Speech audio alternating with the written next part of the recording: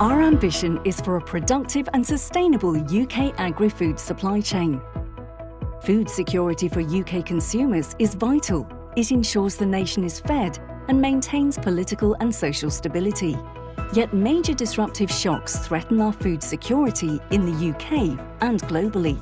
Quantifying and managing these risks are exactly the issues we want to get to the heart of at the AIC Agribusiness Conference 2022. Let us be challenged and informed, and let us engage in debate as we identify the way forward.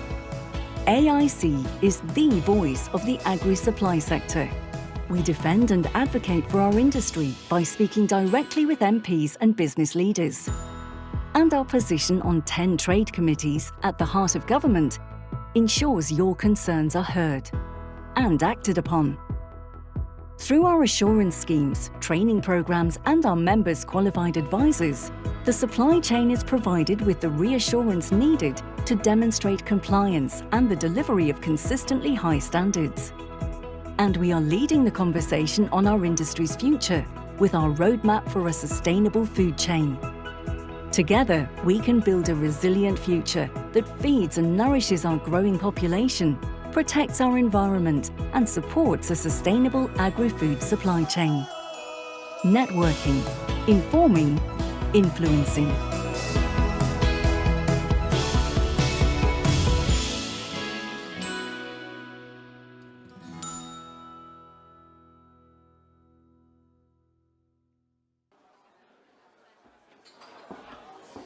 Good morning, ladies and gentlemen. Good morning. My name is Chris Guest. For those of you who don't know me, my day job is the Managing Director of LS Plant Breeding, and I have the honour to be the newly elected Chairman of AIC, the Agricultural Industries Confederation. It is my great pleasure to welcome you all to Agribusiness 2022, titled Managing Disruptive Shocks in the Agri-Food Supply Chain. And it would seem to me, after watching the introductory video, that never has the AIC conference, Agribusiness, been more appropriate. We live today in a world of uncertainty, both politically, economically and socially, which I'm sure will be touched upon by our speakers today. However, within this world of uncertainty, people and animals will still need to eat, which relies upon a sustainable and profitable agriculture. Opportunities exist to reframe business norms in a time of unprecedented change, and some of the key elements of this will be captured not only by our speakers, but within the networking opportunities that will take place throughout the day. Last year was the second virtual conference for agribusiness during the various COVID lockdowns, and it is fantastic to have members, stakeholders, non-members and guests here today.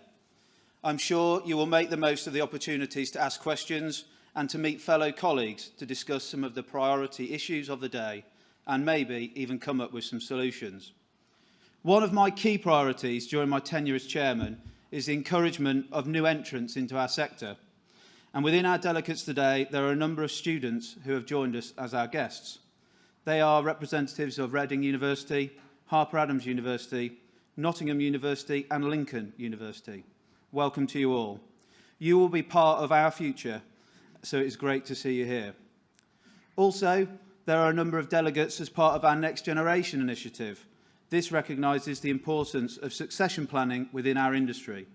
It is so important that we attract new people and enable these people to develop. Welcome to the Next Generation delegates, and I hope you will find today useful in developing your capabilities in your chosen career.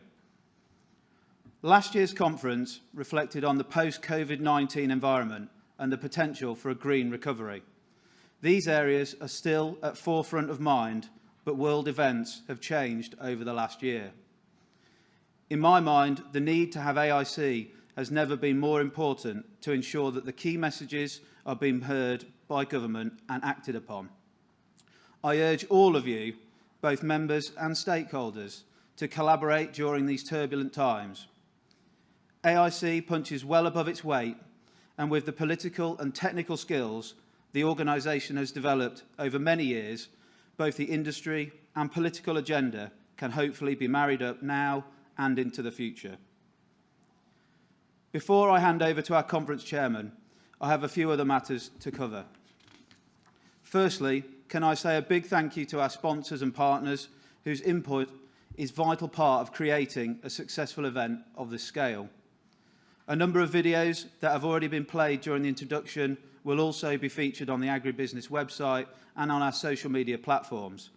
Please take note of their content as they are all relevant to our sectors. Some of our sponsors and partners also have stands in the reception, so please do take the chance during the networking breaks to make contact and seek out any new opportunities. So on to our conference chairman today, Anna Hill. Anna will be well known by many of you.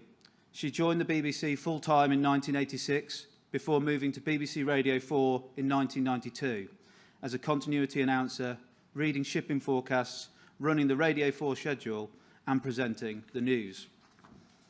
Anna combined her on-air skills with her journalism and joined Farming Today on BBC Radio 4 as presenter, which she continues today. She has covered many stories in that time, including BSE, foot and mouth, bovine TB, and has travelled to the Falklands, South America, South Africa, and much of Europe to report on farming stories. She lives in Norfolk and also enjoys racing kayaks throughout the east of England. I wish Anna good luck for today as I hand over to her to chair Agribusiness 2022, and I look forward to the debate on managing disruptive shocks from the conference title. Anna.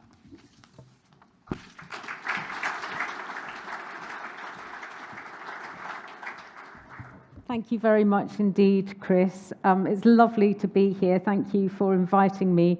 I didn't get into my kayak this morning and go up and down the rowing piece of water there, which is just outside here, although I did hear Tom Bradshaw ran round it this morning, so well done him. It is great to be back at such a critical time for agriculture and the agri-supply industry. Just before we start, though, I'm going to give you a few housekeeping points. In the event of a fire, please use the exits shown, which are mainly at the back and through the side there. We are not expecting a fire drill, so if it goes off, please leave. Also, the conference is being live streamed and recorded, so please be aware of that throughout the day. Can I also remind you to download the Slido app, and that's very important you do that because we're going to be asking you poll questions throughout the day, and we do need some response, and one is coming up soon, so if you could download that app.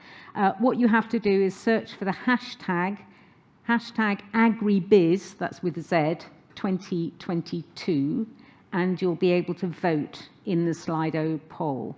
So that's hashtag Agribiz 2022 in the Slido app. Also, social media, would love you to say you're here and tell your friends what's going on if they're not here. And that's also hashtag Agribiz 2022 on social media. As Chris said, our theme today is managing disruptive shocks in the agri-food supply chain. Now, I don't know how long ago that title was decided on, but any time over the last 18 months, it could have been absolutely appropriate. And I have to say, recent months have, if not been disruptive, they have been occasionally shocking. So there's a lot to talk about, a lot to get through, and we are going to give you quite a few different perspectives today on the situation at the moment. We're going to have three parts: market and economic outlook, political priorities, and market commentary. So there will be quite a comprehensive set of perspectives today. We've already been managing the disruptive shocks this morning. We've had to amend our programme slightly because of parliamentary business. In the light of that, we are extremely grateful to still be able to welcome the Right Honourable Mark Spencer, the Farming Minister. I know he has now landed at Peterborough Railway Station, and he's going to present a little earlier than in your programmes, but he is here, so we will ask him to speak slightly earlier than scheduled. He has to go back to London for a vote. His life is ruled by division bells, but we are extremely grateful to the other speakers who've shifted around to cope with that. And I know that's what all of you have been doing over the last 18 months, actually, is shifting around and being flexible to cope with all the disruption you've faced. Just to remind you that the day will be enriched very much by your questions from the floor or on Slido, where you can ask your questions as well. So those questions will come up on a screen in front of me, and we also will have microphones going around the floor. So please raise your hand if you'd like to ask a question after the presentations and when we sit down to have a discussion, so you'll know we're ready to take your questions. Also, one other housekeeping point, could the students who were mentioned earlier and the next generation ticket holders come up to the stage, not now, but at coffee break, to meet up and have your photograph taken, please, for posterity. So, you get posterity early in the AIC, you see. Also, I just want to mention that Edwin Poots unfortunately can't join us, so he won't be here, but we will have the full views from Scotland and from Wales later on. So I'm going to move to the first Slido, actually, first of all. And the question on your Slido 1, if you've got it there, does the industry believe that the agri-supply sector is in a strong position to manage the key shocks and disruptions in the agri-supply chain in the coming years? So you have options to vote on that. If you could vote on that now, that'd be great. While we're waiting for that to come up, I just want to remind you that the Agribusiness is a BASIS registered event, and the details are on the slide and can be found on the Agribusiness website. So if you qualify for those points, please say so. So we're going to get the results of our first slide out. This question we will ask again at the end of the conference to see whether that's shifted at all. I like the mildly, yes, very good. You're all quite mild, yeah. He's mildly agree, mildly disagree, different from neutral. There we go. So we have, okay, strong position to manage the key shocks and disruptions. Keep going, we're nearly there. Yeah, I think we've settled down there. I can't see two, oh yeah, 1, 2, 3, 4, 5. They're all in the, right, okay. So mildly agree. Yeah, I think you're all hedging your bets a bit there, aren't you? Yeah. We'll see whether that changes by the end of the conference. And after we've talked to a lot of people in the businesses you're concerned with about how they feel for the future. So thank you very much for doing that. So first of all, I'd like to introduce Robert Sheasby, who is your Chief Executive, and he's going to be talking about leading the priorities for the AIC on behalf of its members. And when Mark Spencer is here, then we'll get him up to speak as well. But first of all, Robert, come up and give us your talk. Thank you very much indeed. Thank you, Anna.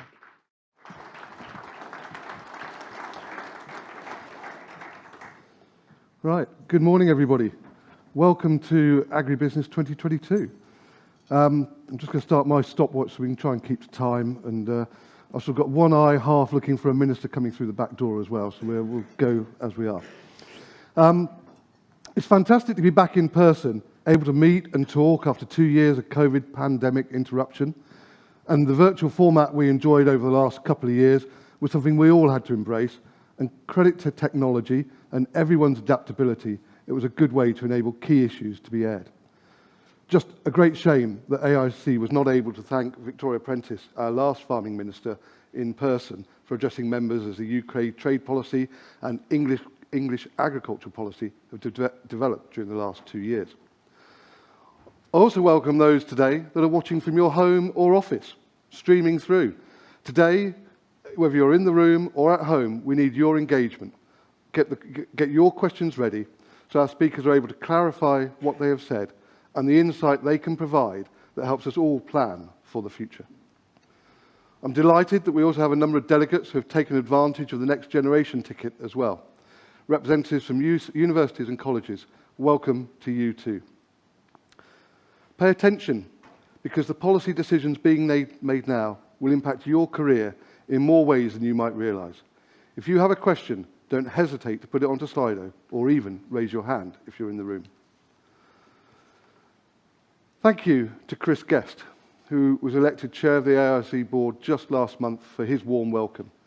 Chris is the first AIC board chair from the seed sector, and he brings an insight from across the supply chain. I also want to thank Angela Booth, our immediate past chair, who has over the last 2 years run conference from her home.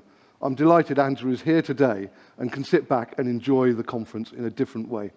Thank you, Angela.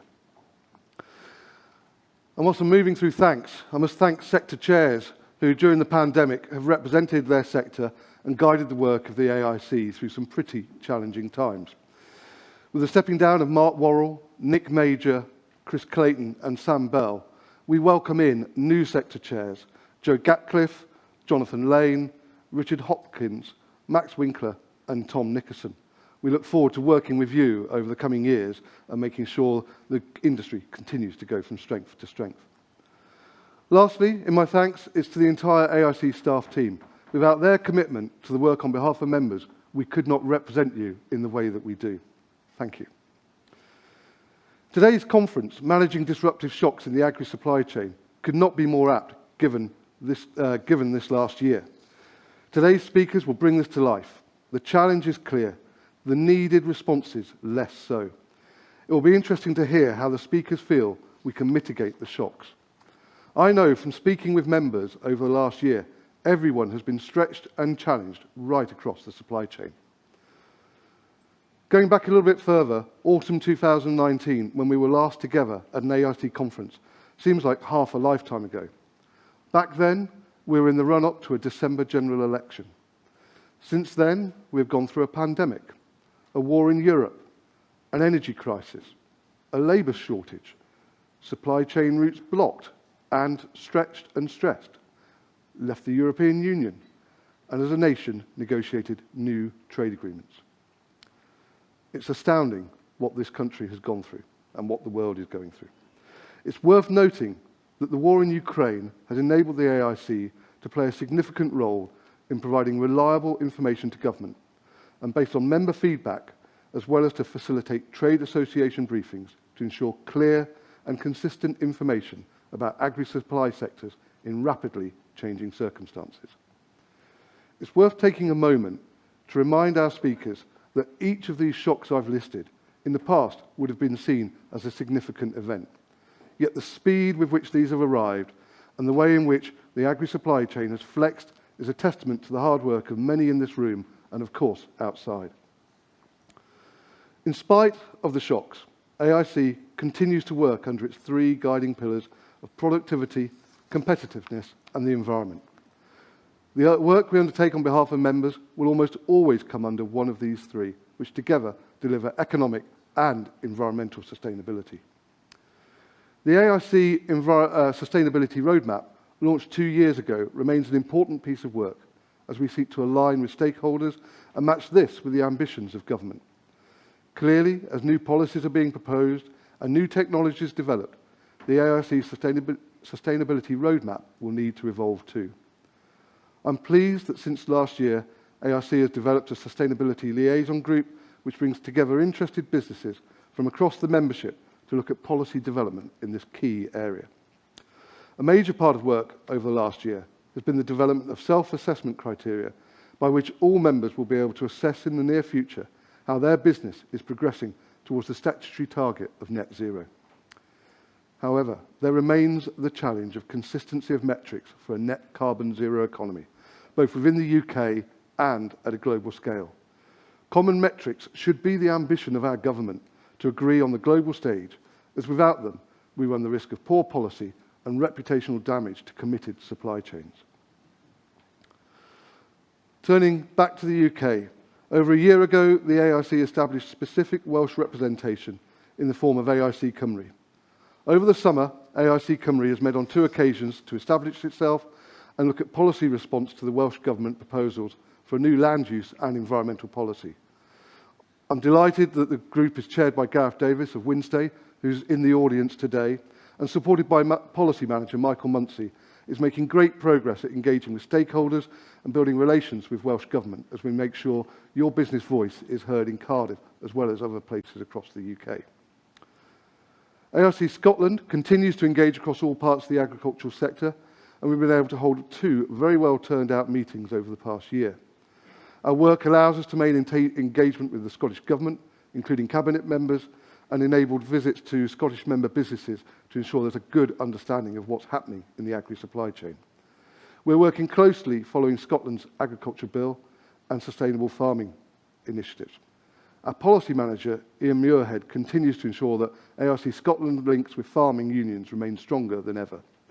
On a personal note, it was a pleasure to be able to speak to NFU Scotland's conference only a couple of weeks ago. ARC Services has continued to manage industry assurance schemes during this period of uncertainty and earned recognition with the UK Government and devolved administrations ensures that the assurance chain is connected in this important area. The committees are the bedrock of the assurance schemes, and we welcome Cecilia Price of Openfield as Chair of the Task Working Group and William Davidson of Davidson's Feeds as Chair of the UFAS Working Group. The Feed Advisor Register has continued to progress with the launch of the sustainability module. This forms an integral part of ensuring sustainable feed and livestock production, which will help the UK move to net zero agriculture. ARC Services continues to work in close collaboration with AIC to ensure that our services support the agri-supply industry and wider adoption of sustainable agriculture. So, to politics, and I'm delighted to see the Minister is in the room.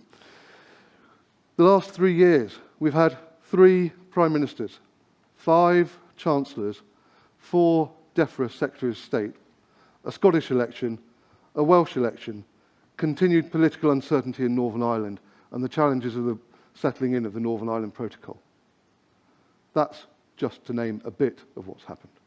Tomorrow, we have the autumn statement from the Chancellor, and it's clear from the lead-in that we can expect changes that will not be welcome as the government sets the tone for balancing the books. It is, however, heartening to hear that DEFRA being referred to as an economic department, but as we know, it is an unprotected department and also one of the most impacted by EU exit. I'm sure the Farming Minister and his departmental colleagues have been making the case for their funding strongly. Across the UK, there remains a threat to the Union, and with it, trade risks. The Supreme Court only last month heard evidence on the Scottish referendum, which is expected to take several months to deliver a verdict. We have in our diaries October as a proposed date for a potential referendum. Turning to Northern Ireland and the continued suspension of sitting instalment and the impact this has on policy and the continued frustration caused to many by the rules around the Northern Ireland Protocol. I know that NIGTA are here in the room, and we continue to liaise closely with them to ensure that policy developments minimise trade impacts.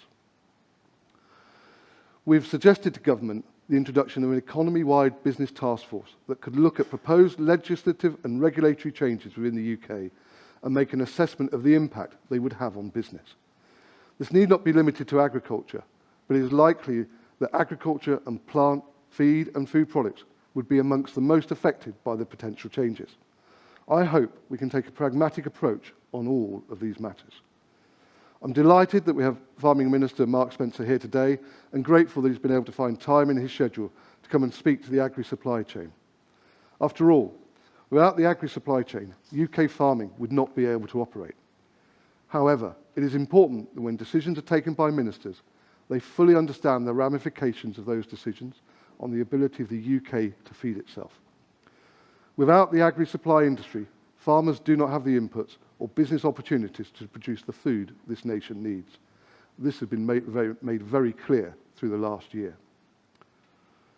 It's encouraging to hear that productivity is on the agenda in DEFRA, and that's something that AIC and its members are very keen to see taken forward.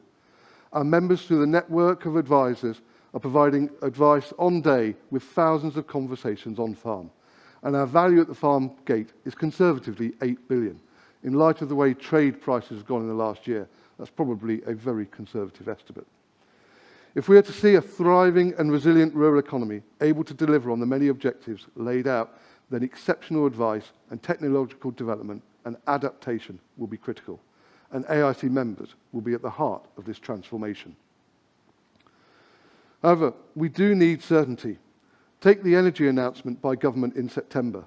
Whilst I appreciate this was 8 weeks ago, we are still waiting to see guidance about how this is expected to work in practice. Members remain unclear, energy brokers in some instances unsure or unwilling to engage. This matters because members are being asked to plan and provide certainty for feed costs in the spring. It's very hard to do this when it's uncertain when clarity will be provided. We understand there will be a review of energy support in January, but this is of little help to anybody wanting confidence about pricing input costs when it seems there will be little, if any, certainty until the new year. There's been a lot of background work undertaken around productivity. As policy across the UK continues to develop for agriculture and the environment, we would urge that focus is not lost on productivity and competitiveness. This will lead to efficiency, better gains for the environment, and better trade prospects. The work of the Productivity Task Force should, in our view, remain a priority of government to implement. Speaking to trade, we need DIT to get behind agriculture when it comes to competitiveness, and to make sure that when entering into trade agreements, that UK agriculture and what it can provide is not overlooked.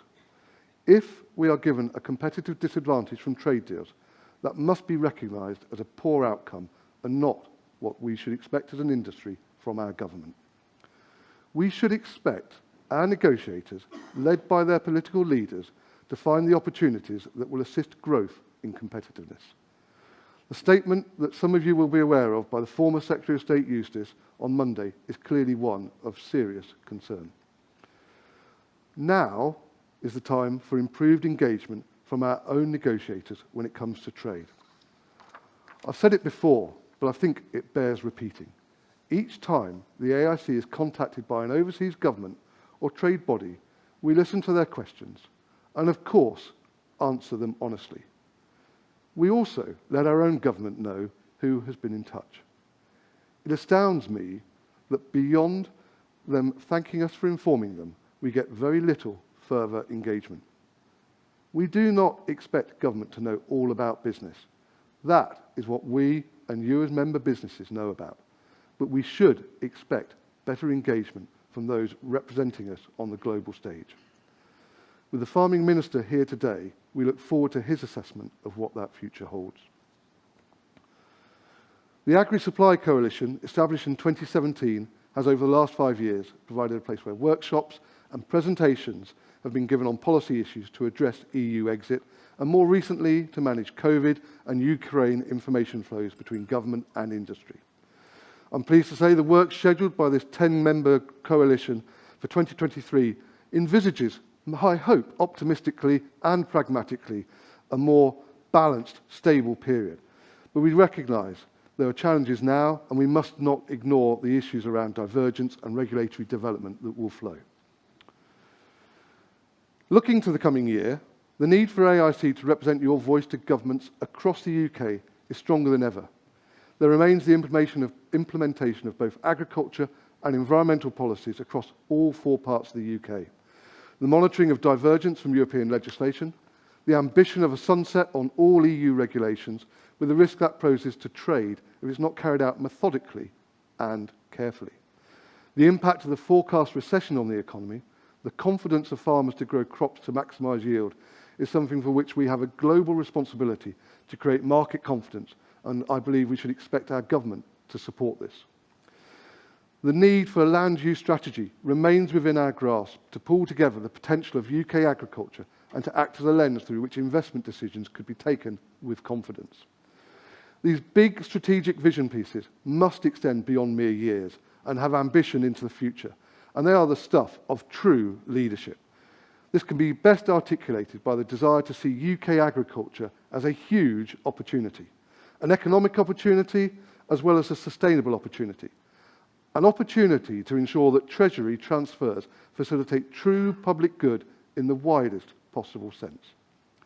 That means developing food security, looking at resource efficiency and environmental gains.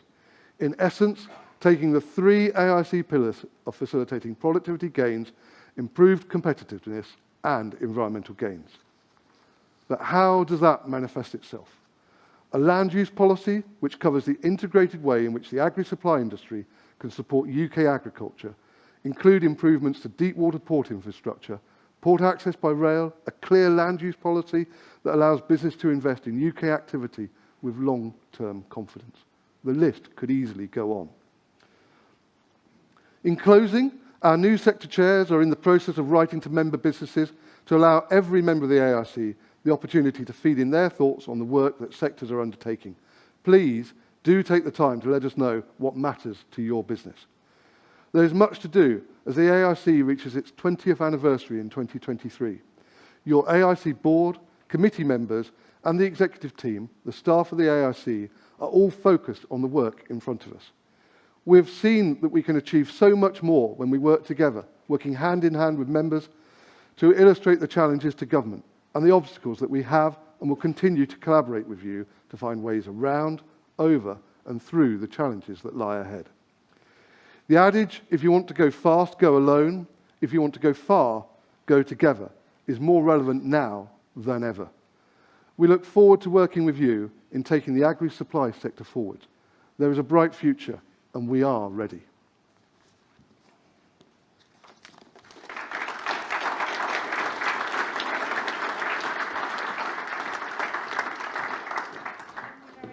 Indeed, Robert. I'm afraid, Minister, that was rather a long list of things to have a look at, wasn't it? Welcome. Thank you very much for coming. We're so glad you managed to arrive just in time. So that's fantastic. I'd like to introduce now Mark Spencer, our Farming Minister. And I have to say, from a journalist point of view, we're quite pleased you've got stuck in there. You're doing an awful lot. So you're on, fast wellies going around the country. So if you'd like to come up and speak, and then you can join us for questions. Thank you. Mark Spencer.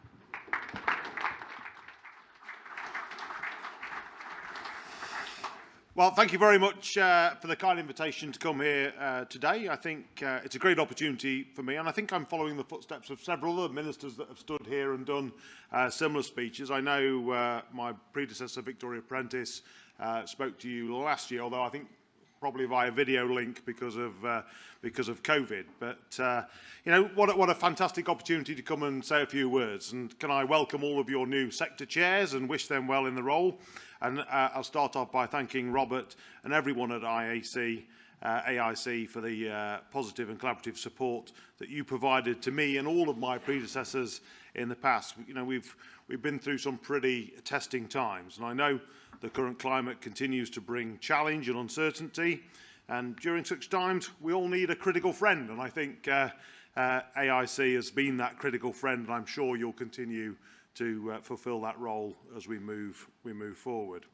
During this exceptionally difficult and unprecedented period, the food and farming sector demonstrated remarkable resilience, ingenuity, and I think we need to continue to do that if we're going to keep food on the plates of our consumers. And it certainly didn't go unnoticed by me that we were very successful as an industry at keeping food on the table and keeping people well fed. And I'm very much aware of the crucial role that AIC plays in the agri-supply industry. It is amazing, over 230 members. That's £8 billion worth of turnover at the farm gate. And as a farmer myself, I know how important it is to have a strong voice that represents the sectors covering animal feed, agronomy, fertiliser distribution, seeds, grains and oilseeds. And I know that AIC members that you employ, I think it's over 6,000 advisors between you. Now that equates to a lot of on-farm conversations on a daily basis. And I'm personally delighted that you're out there talking to farmers on a daily basis and allowing them to give you a bit of stick, so they're complaining to you rather than complaining to me. But I don't think we should underestimate how important those conversations are. Many of those farmers they're the only people that they see on a regular basis, and those conversations do allow for sort of venting and for discussions about the future of agriculture. It's a very important role. Now, as industry leaders, you'll be very much aware that farmers across the country are facing increasing costs, particularly for fertiliser, animal feed, fuel and energy. And I know these are serious issues, that we're creating pressures on cash flow and investment decisions, so I'm pleased the government's announced a series of measures to support the farming sector with these challenges. So by bringing forward the BPS payments, I hope that's helped farmers manage their cash flow a little bit better. I know it doesn't affect the bottom line, but it does help with a bit of confidence and allow them to move forward with the challenges they face. Now, looking ahead towards the winter, our energy bill relief scheme will provide a welcome price reduction to ensure that all eligible businesses, including farming businesses, are protected from excessively high energy bills over the coming months. We're also committed to supporting farmers with the impact of reduced supplies of fertiliser on UK farms, and Russia's illegal invasion into Ukraine has just put huge pressure on European gas prices, and this has further constrained our ability to produce fertiliser within Europe. Now, my department is working closely with many of you here today to understand the impacts of that and to try and deal with those challenges. We welcome the fact that Russia has resumed their participation in the Joint Coordination Centre and that operations under the Black Sea Grain Initiative have restarted, but I'm sure you'll be aware events overnight make this a very fluid situation and one which we'll have to work closely together to solve those challenges. The food industry remains confident in our ability to keep the supply chain working, and the government's fertiliser industry task force, which I chair, was established earlier this year to tackle these challenges and to explore solutions. And I know later today, I think you've got colleagues from the devolved administrations speaking, and I think it's just worth noting that we work really closely with the devolved administrations. We've got a really good relationship with them, including through the UK Agriculture Market Monitoring Group, which we set up to monitor the UK's market situation across all key agricultural commodities. I wanted to also take this opportunity to say something about our farming reforms, and I know many of you will be thinking about those reforms and will have a great interest in them. The natural environment is one of our most important assets, and this government remains committed to protecting it. This includes looking at how best to deliver the environmental land management schemes to see where and how improvements can be made. We'll continue to work closely with the sector to ensure these are designed and delivered in their best interests. And as we all know, boosting food production and strengthening resilience and sustainability come side by side. These are not diametrically opposed. We can do both of these things. Through our farming reform programme, we're transforming the way in which we work with farmers and supporting the agricultural sector as a whole to produce food and run a successful business rather than getting in their way. Now, this includes making farming regulation fairer, less burdensome, more proportionate, engaging with more actively with farmers and being more open with them in those discussions. We're improving the design and administration of our services for farmers to make them more flexible and more workable for all. The agricultural transition will bring new opportunities for everyone, but I understand this may also come with some challenges, and adjusting to a new funding regime driven by new outcomes will mean that some in England will need to adapt their business practices and carefully consider their options in the future. And to support these changes and to give the agricultural sector the best chance of benefiting from our reforms, we're providing support to build resilience during the early years of the transition through the Resilience Fund. The fund is designed to provide free business support to farmers and land managers to help them understand the changes that are happening, identify how and what they may need to do to adapt their business, and to make sure that the models that they adopt are workable and deliverable. Now, I know the fund is valued by the whole agricultural sector, and previous phases of it have been well received, which is why last month we launched the scale-up phase of the Resilience Fund, which will continue until 2025. Coming from a farming background and being passionate about innovation, I've got first-hand experience of seeing how innovation has revolutionised the way in which we farm today. But as we look to the future, embracing innovation and the latest technology is going to be vital for a resilient food and farming system. And the government's making significant investments into innovation. During the translation of our cutting-edge research into practical. Let me read that a bit again. Driving the translation of our cutting-edge research into practical farmer-led solutions. These can improve productivity and profitability, boost environmental sustainability and resilience, as well as help us move towards our net zero ambitions. But of course, we all know that the industry knows best, and that innovative ideas come from farmers and the agri-tech sector, not necessarily from the government.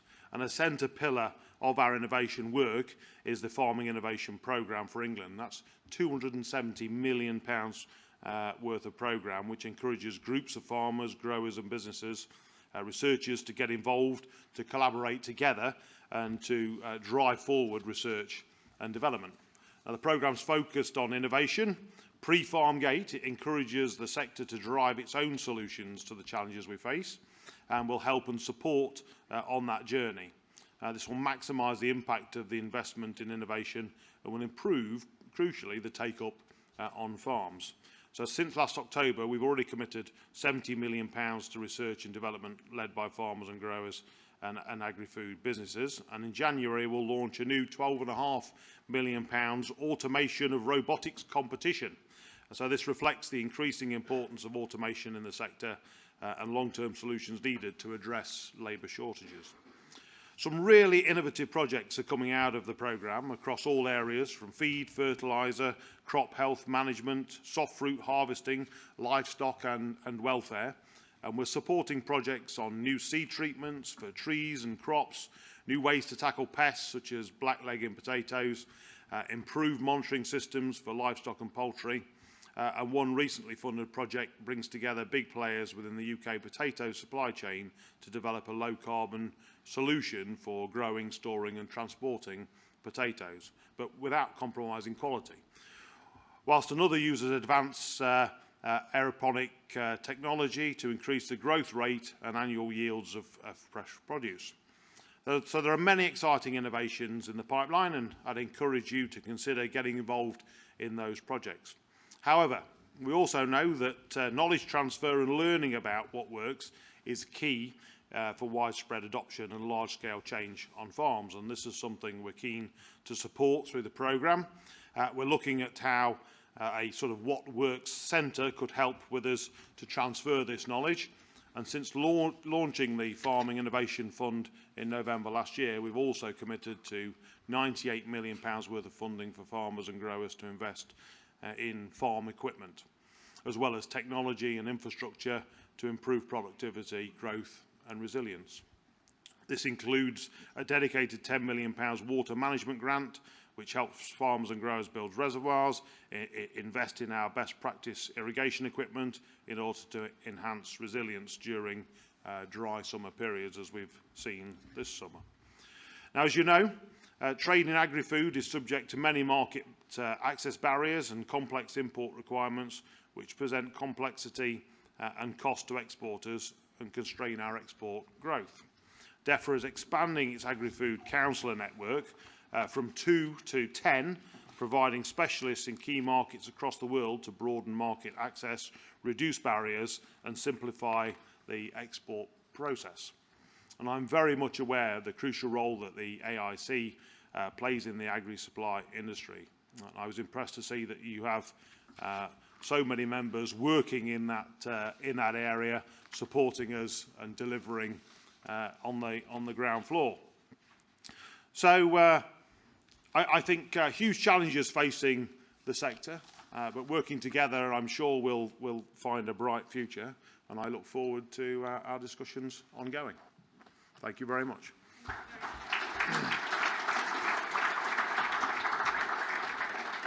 I'd like to come up and sit here, Mark. I'm going to give you a microphone because you haven't been mic'd up. So if you're going to answer a question, when you answer a question. I like it. I'm going to start with one of my own. Something Robert mentioned, actually, which was having this task force, business task force, across sectors. Will you take that on board? Will you have a look at that idea? Yeah, I mean, I think, I think we're pretty good in DEFRA, actually. We've got a lot better at working with the industry and engagement. And I think certainly during my political lifetime, I think we've seen a lot more engagement from the department, not only with, directly with the NFU and CLA and all the big players, but also directly with farmers and trying to listen to exactly what they do. So I think, our door is always open to those conversations, and working with the sector is something we're always open to doing. You mentioned about having more representatives abroad and doing for trade deals, and it's something Robert was asking for, to have more representation. How important is it for the AIC to know that what they're doing goes back to you, that you know what's happening, and you can talk to them about it and act on that? Yeah, it's essential, and I'm really optimistic about these new individuals we're going to have out there trying to open doors in markets. It's very difficult to get into some of those markets around the world. If we can have individuals working alongside our network of the Foreign Office to try and open those doors, to understand the culture and the market, how that operates in that country, then I think we can start and build our exports around the world, and that's going to be fundamental to boosting the economy in rural communities. And closer to home, this energy bill problem. Now, at the moment, as Robert said, we only know that up until January what's going to happen, and farmers are planning further ahead than that. It's very, very difficult, isn't it, to have these short contracts for paying for feed, because feed producers don't know the energy price that they're going to have to pay to produce that feed. No, it is a huge challenge, but let's not be too scared by this. The whole of the world is suffering with this challenge as well. We're pretty innovative in the UK. We're in a fairly strong place compared to the rest of Europe. We're not actually dependent upon Russian gas like some of our European competitors are. We've got secure energy networks. Now, it's no answer for a politician to say, don't worry, it might be rubbish here, but it's more rubbish everywhere else. I get that.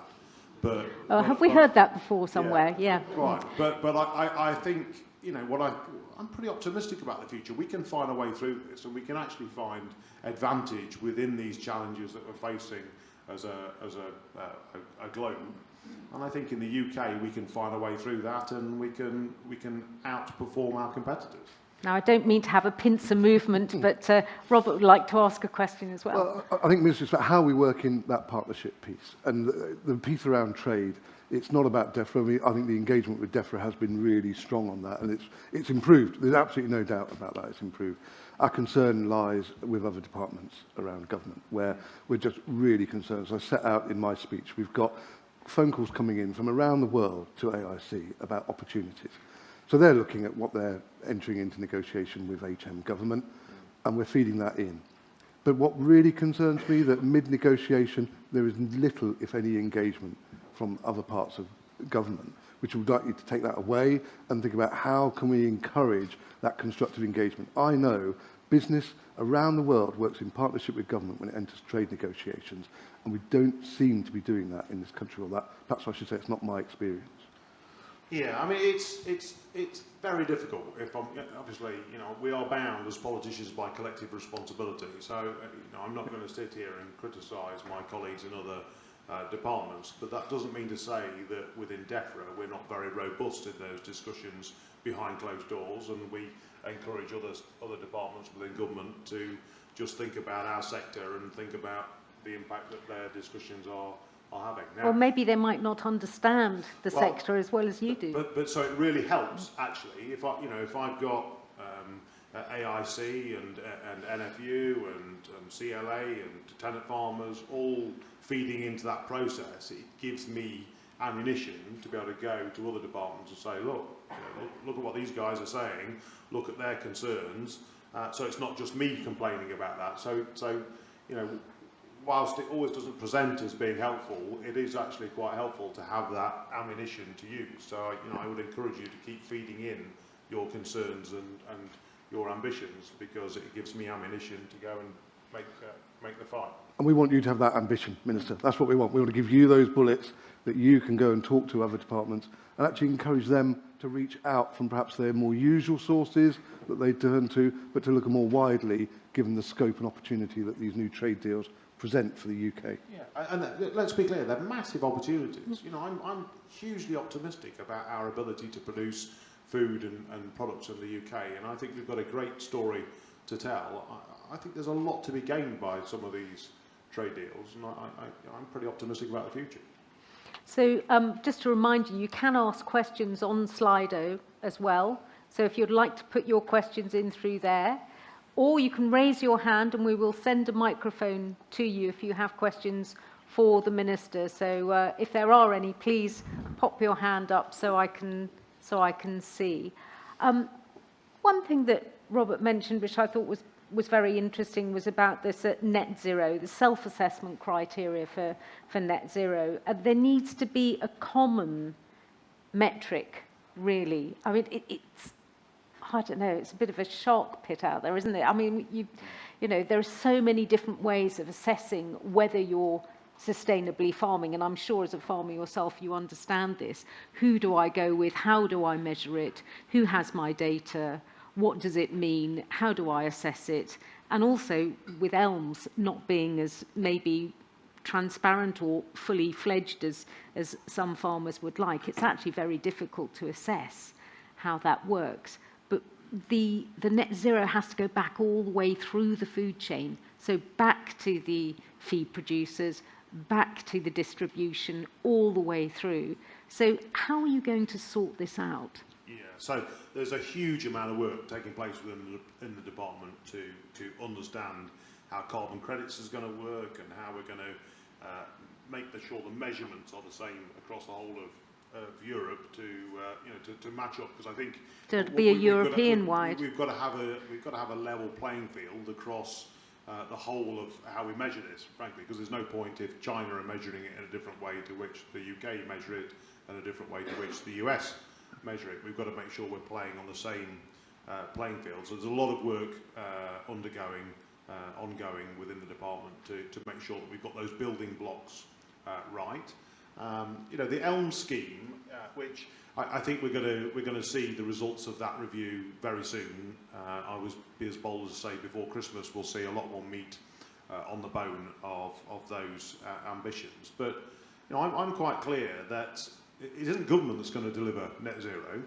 It is businesses up and down the country, and it'll be everyone here, won't it? Absolutely.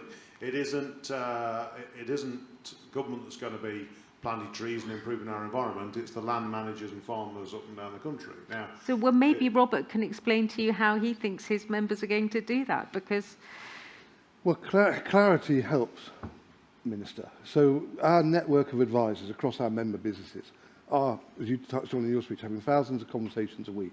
They're getting feedback from farmers, what they're thinking about the schemes.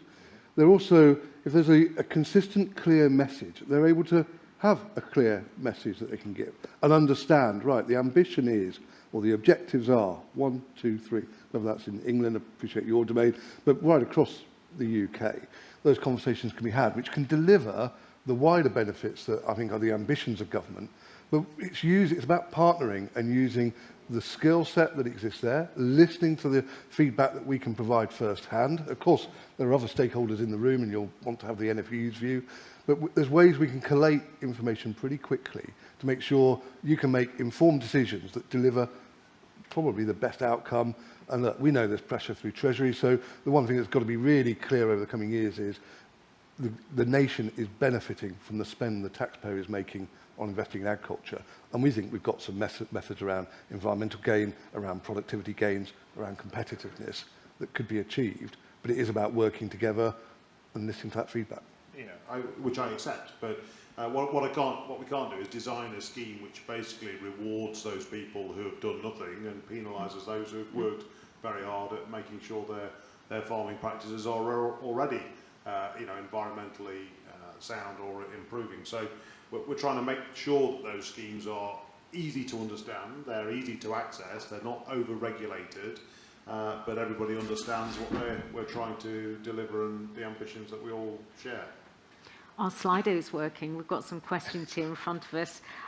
Minister, how concerned are you with respect to the current phytosanitary regime hampering trade between the UK and the European Union? Still a current issue years on from Brexit and, you know, hasn't been sorted out. And it is hampering trade, isn't it?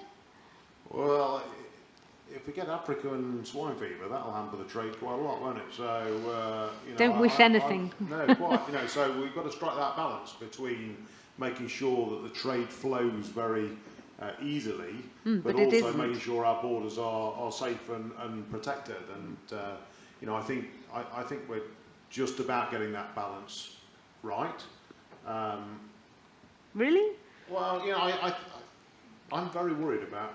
I've seen, you know, African swine fever is coming across Europe towards our border. I think that's maybe a little bit of a red herring when we're talking about, you know, about actual trade which is ongoing at the moment. Yeah, but I think we've got to make sure our borders are safe. That is the point that I want to make. You know, of course, we need free trade, and we need to be able to get products in and out of the country from, you know, sort of green channels where businesses are clearly approved and are doing the right thing.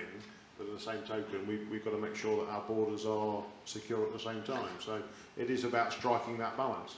I think, Minister, the concern is that we've got product coming into the UK in a fairly free way, yet members that are trying to export, fulfil export potential, help our balance of trade deficit, are hitting challenges, even to the point a member was talking to me last night about the fact that APHA were advising them on what paperwork needed to be filled out, even though the receiving country wasn't actually asking for that. So our own internal agency, and maybe it was just one individual who's perhaps got a bit too enthusiastic about what is required, but our agencies of government should be helping to facilitate export trade, not creating obstacles that prevent. So direct examples of that are very helpful to me. If you feed those in, that's very helpful for me to go and you know, put a bit of pressure on whichever department it is that's put that barrier in the way. Good. And we'll write to you afterwards to pick up some really good examples. Okay, thank you. When will business get clarification on energy support for this winter for off-grid energy, e.g. LNG? And he says here, Anonymous says, Robert is right. Businesses are unclear of support between October to March. Yeah. So we won't know until January, really, what's going to be happening. So that's the concern. Businesses try to price up, so the dairy, take this dairy supply, you know, they want to know what their feed cost is going to be in the event of a harsh winter. I mean, your own farm, wouldn't you be worried about that? I completely understand. So, of course, that is BEIS that is driving that, which, of course, we are feeding into BEIS to make sure that they come forward with this information as soon as possible. We may find out a little bit more tomorrow when the Chancellor gets to his feet, and I'm not privy to the information that's within his budget. So, as much as I would like to trail it all here, I can't. I don't know the details, but you know, we hear that call, and we will make those representations on your behalf. It is, yeah, it's quite time crucial, isn't it? How do we reconcile the desire for more sustainable and local solutions with a UK pig industry, for example, that is shrinking due to lack of profitability? It's interesting, isn't it? I mean, we were having this debate actually on the programme, you know, how you make local food actually more affordable, because actually the big industrial operations are the cheaper options, and having sustainable and affordable is really the goal that everyone wants to reach. And the pig industry is still facing significant problems. I mean, the pig industry is definitely in difficulty. I think it was my first ministerial visit was to a pig farm. I feel their pain. I think some of it is due to the way in which the industry is set up. It is dominated by some very big players. I think the abattoir industry is dominated by very big players, and being able to shorten those supply chains direct to consumers is quite a challenge in the pig sector, because, you know, we're talking about pig farmers. We're not talking about pig farmers that have got 3 pigs in the back garden who can go and sell it on a farmer's market. You know, these are huge commercial enterprises that are supplying not only the UK but Europe with pig meat. So it is quite difficult to make them fleet of foot and get closer to consumers. So I think the answer to the question is that we need to make sure that DEFRA doesn't over-regulate, that we don't put barriers in their way, and we try and free it up. But it is pretty challenging with the price of feed wheat at this moment in time to make a living out of pigs. Now, you mentioned the Fertiliser Industry Task Force. There's a question here about that. What are the current conclusions coming out of the Fertiliser Industry Task Force? Yeah, I'm going to get myself You're into smiling trouble. now. I'm going to get myself into trouble, aren't I? So I'm really concerned at the way in which CF are able to dominate the UK fertiliser market. And I think we've had some fairly direct conversations with Bays about what they could do to put a bit of pressure on CF. There's a plant in Liverpool which is currently mothballed, which is not operating, which they own, which they're wanting to decommission. I think they have a very strong position, shall we say, in the UK fertiliser market, and that gives me a bit of concern. Well, Robert, what would you like to see? Yeah, I think, Minister, the task force was first convened maybe a bit over a year ago, there or thereabouts, as the gas price started to move last August. And it's terrible to say it, but it's probably 3 ministers ago, actually, that we were having that conversation. And we know that there's an ambition to have a task force to bring the industry together, and we know that options are being looked at. I wouldn't say it's necessarily right to say CF have a dominant position. They are clearly the substantial UK manufacturer, but they're not the only UK manufacturer. There are others that are also in the market, many of our members, who are importing products. So one of the messages we've been talking to industry about over the last year, actually, is it's really important that farmers undertake adequate soil analysis, talk to their supplier about what their crop nutrients are going to be, talk to their customer about what the requirements of their crop will be. And that's really important. That's understood, I think, by government as well, that in order to get good outcomes and the right crops grown to the right standard, it's about clarity of communication. And one of the challenges right now is that if every farmer rings up in the last week of March next year and says, I've decided how much I want, that will almost certainly create some challenges in the supply chain. But actually, conversations that take place now through the next 7-8 weeks will enable businesses to start to plan what the demand will be. And then we can have an ordered system where we make sure the right product is on the right farm at the right time. And that's what, to my mind, so that's the short term. Then there are some medium and long term challenge we've got to face, and that this isn't the platform to talk about fertiliser regulations, but that's another part of what we've got to work through in the coming months and maybe years. Your list is growing. Understood and accepted. Absolutely. We've only got a couple of minutes left, so let's just have one. Does the Minister agree with George Eustace's recent comments on Australia free trade agreement? Well, I have to declare an interest that I interviewed George Eustace yesterday, and he was on Farming Today this morning, so saying that it wasn't actually a really good deal, as he had said. It wasn't his favourite clause, and it was the get out clause. So how do we ensure that future trade deals don't make the same mistake?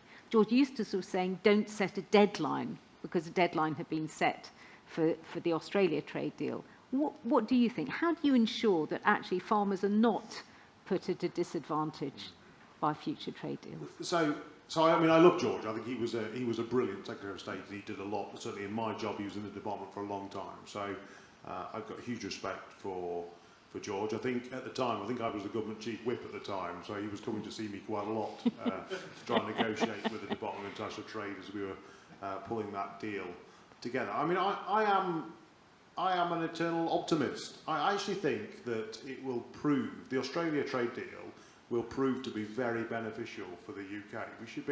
We should be proud of what we can produce, and I'll tell you why I think it will work out in our favour. Because I think our relationship with Australia, whilst we were members of the EU, was not as positive as it is today. Certainly, when I'm meeting my counterparts from the Australian government, they're much more enthusiastic and keen to engage with us. Now, I think there's massive global opportunity for us to work with Australia and New Zealand, particularly in lamb, to supply Asia and America, because we have the benefit of being diametrically opposed in our seasonality.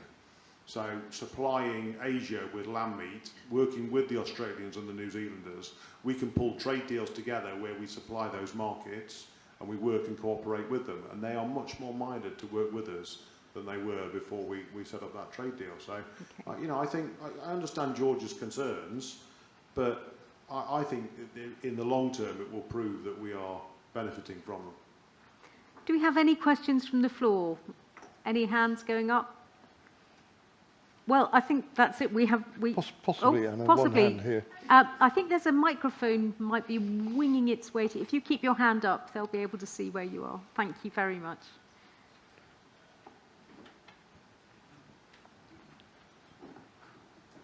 Thank you. In terms of sustainability and net zero, and you've talked about metric and clarity, is there a timescale of actually when I understand what you're saying about there being a global metric so we can compare and really agree with that, but is there a timescale on it? Because obviously the sooner we get that global metric, the sooner we can compare, the sooner we can start improving and actually reach net zero. Yeah, so we're on that journey already. I think there are not just net zero, but there are other ambitions, of course, which we're trying to deliver in terms of our impact on the environment, in terms of nutrients going into water courses. So we're starting that journey with the ELMS programme. What I'm very nervous of is twisting the market in the wrong direction. So what I don't want to see, what we must avoid, is EasyJet and BA and Shell buying up land, huge amounts of land, just to plant trees on them to offset their carbon. And because that would have a detrimental effect clearly on food production, our ability to keep the country fed. So we've got to make sure that those schemes don't twist it in the wrong direction. I can't give you a timescale as a direct answer to the question, but we are working on it as rapidly as possible. But I think it's more important we get it right rather than we get it quick, because I think we could make a mistake and twist the market in a way which we don't want to do. I think, Minister, one of the key concerns of business is a consistent metric at a global level. So if I'm buying an input from an origin in South America or Southeast Asia, it's comparable in its metric to what's being produced in Europe or North America or even the UK. And it's that inconsistency at the moment that means you could be importing a product from one part of the world with a metric and another part of the world is saying our metric's better, but it's been calculated perhaps in a different way. So it's hard for business to deliver consistency, and that's before we look at what's happening in the UK.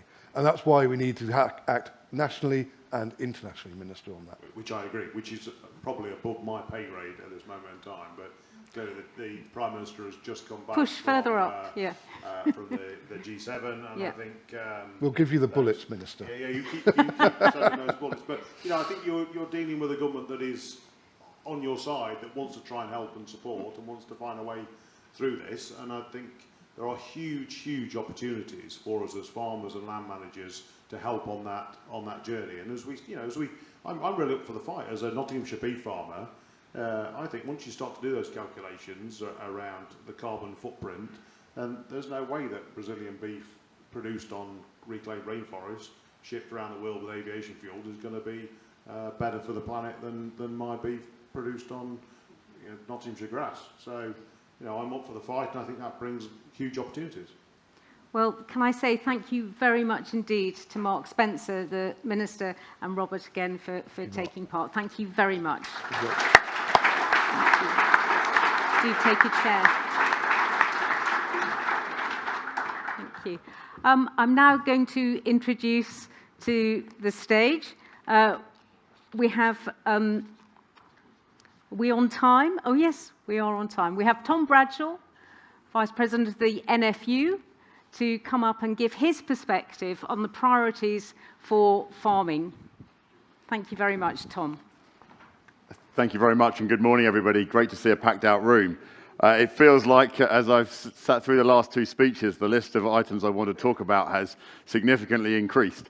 And not knowing how long the Minister's going to be with us for, I guess I ought to touch on one or two subjects that have been already talked about. I love your optimism, Mark, I really do. But optimism doesn't pay the bills. And our members need a plan. The members in this room need a plan. We need a food strategy. We need the white paper turned into action. Because we've never seen food prioritised by a government as this government is talking about, which is absolutely fantastic. Robert talked about DEFRA being an economic department. Absolutely brilliant. But let's now see the plan of how we deliver the food plan, how we deliver the economic growth, and what's really going to give us confidence for the future is how we bring that all together into one place. And optimism will only last so long before we really need to get on and start seeing the action and do the doing rather than the words. I know you haven't been in the job very long, but I think there's a pretty clear message that a lot of people would probably agree with.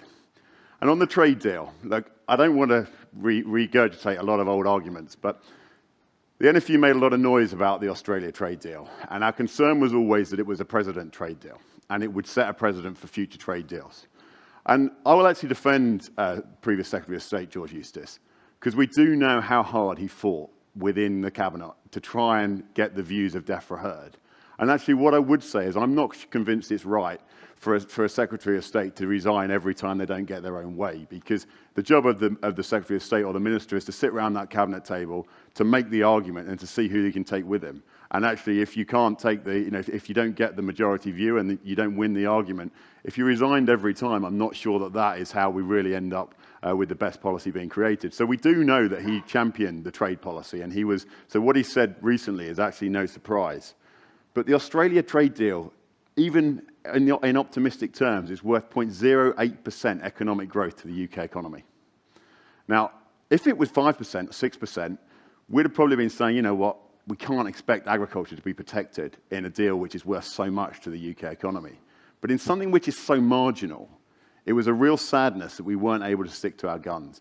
And my biggest sadness of all is that when we left the EU, if there was a genuine opportunity, it was for us to be world leaders, setting the standards for sustainable, ethical trade for the future.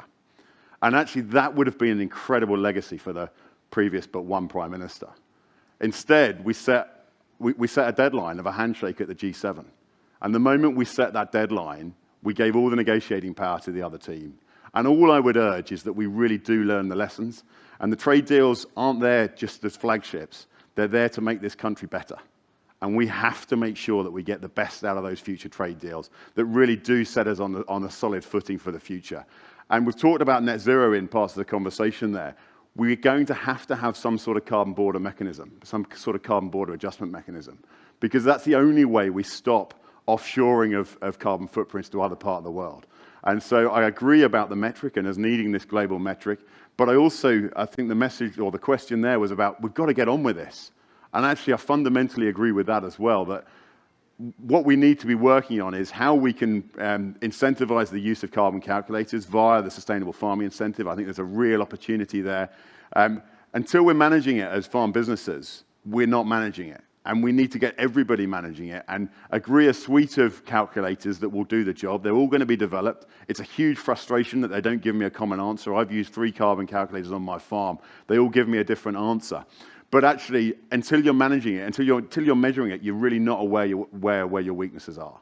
And so we have got to get on, and we need to move that pretty fast. And I really think there's an area there that the SFI really can offer some solutions and really engage farmers in this net zero journey. Because for the government's 2050 net zero strategy, ELMS is referenced as being a key part of it. And so, but at the moment, I don't really see how ELMS is delivering on that strategy. So I think we've got to look at how we can embed net zero within the ELMS policy. But going back to where I was going to start, managing disruptive shocks. I don't say this lightly, but I think the globe is facing the biggest challenge to food production that we have since the Second World War. We'd seen energy prices rising even before the crisis in the Ukraine. But as we stand here today, we've got inflation across the country at 11.1% this morning. We've just launched a PROMA report from the NFU and other organisations looking at the horticultural sector. Many sectors in horticulture are seeing inflation running at 30%. And they cannot pass that level of inflation through the supply chains. The very real risk as we stand here today is a contraction in domestic food production at a time when we've never needed food production more than we do now. And that's why I say optimism will only go so far, because the challenge is very, very real. We've mentioned about fertilizer. You know, fertilizer prices doubled over the course of the last 12 months. Availability of fertilizer is also another huge concern. The big issues that members are facing at the moment are what I call the 4 Fs of feed, fuel, fertilizer, and finance. But the normal response to high commodity prices globally is that more marginal parts of the world get cropped and more fertilizer gets used. But because of the reduction in production of fertilizer across Europe, a lot of plants are only running at 40%. The availability of fertilizer globally is probably the restricting factor which stops the world producing its way out of the challenge that we're facing today. And we won't see those more marginal areas cropped, and we won't see more fertilizer used. Actually, on my farm, we've cut our fertilizer rate back by 15–18% last year. We'll do exactly the same this year. Now, actually, last year for our wheat yields, they were average because we had a lot of sunlight. And everyone's looking at that thinking, oh, we got away with it in 2022. It'll be exactly the same in 2023. I can almost guarantee you that it won't be, because what we're doing as we put less fertilizer on is utilizing some of that reserve from within the soil. And so there will come a point, a flexion point, where there is some dramatic impacts on production, and it won't just be 1 or 2% reductions. But even if it is 1 or 2%, if it's 1 or 2% reductions right the way around the world, that's a significant imbalance when we know what's going on in the Ukraine. The figures coming out of the Ukraine are variable, but it looks like they've only planted 40 to 50% of the autumn cereal crop this year. And until there is a resolution in that crisis over there, I cannot see how the balance sheets around the world really sort themselves out. And therefore, feed prices is going to be an absolutely determining factor as we move forwards over the next 12 months and possibly beyond. If I go back to the NFU conference 2 days before the tragic war started, the conversation we were having around that table that night was that we were probably in a 3 to 5 year bull market anyway, because of the high energy prices and because of the tightness in the global commodity markets. And I don't see what's changed to make me think any differently. But that's not a prediction, because I'd hate to give you any predictions. But you know, that's the way I see it. The inflation that I mentioned in horticulture at 30%, the inflation in egg production is also running at over 30% at a farm level.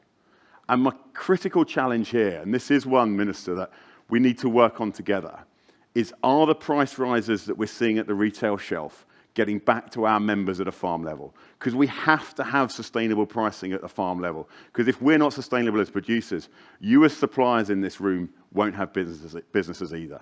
We've got 8 million less chickens on farm today laying eggs than we did a year ago. And now we're going to import those eggs from places like Italy. I mean, this is a broken supply chain. And members really are feeling the absolute pinch, particularly in the free-range sector. And everyone's been driven to free range because that's what the market's demanded. But now we've got a lot of these colony cages being restocked, or they were over the last 12 months. They've been restocked because actually there's no differential in price between a colony cage egg and a free range egg. You know, this is a market which just doesn't seem to be operating properly.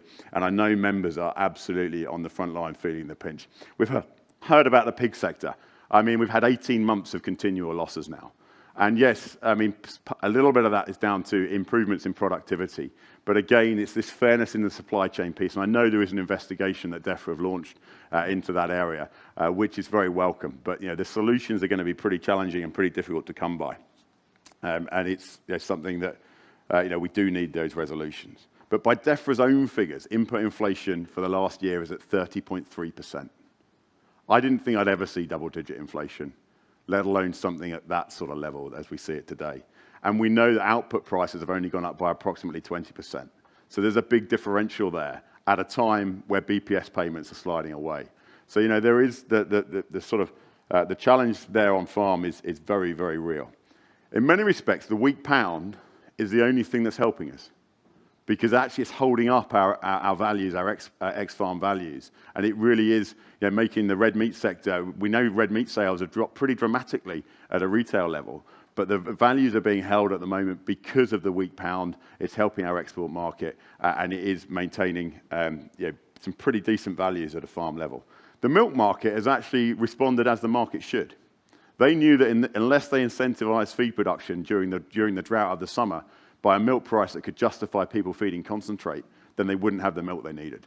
And actually that marketplace has responded very well, and you could argue it is functioning as it should.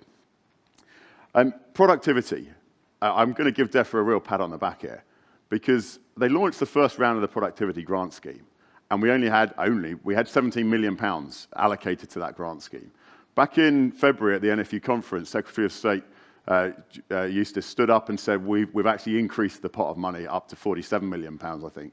And we find out today that over 36 million pounds has gone out in that productivity round of funding. Now that is actually showing and demonstrating some of the fleet of foot, some of the quick thinking that we need within the department, and that we probably didn't have when we were bound by EU rules. And so that's something that members clearly have really valued, and it's something that we need to continue working on, is how we can invest in that productivity. Because I think for the future, productivity and net zero are absolutely interlinked. As we drive efficiencies at a farm level, that's what reduces our carbon footprint. It's what improves our sustainability. And so the two, for me, are absolutely intrinsically linked, and it's a really positive story.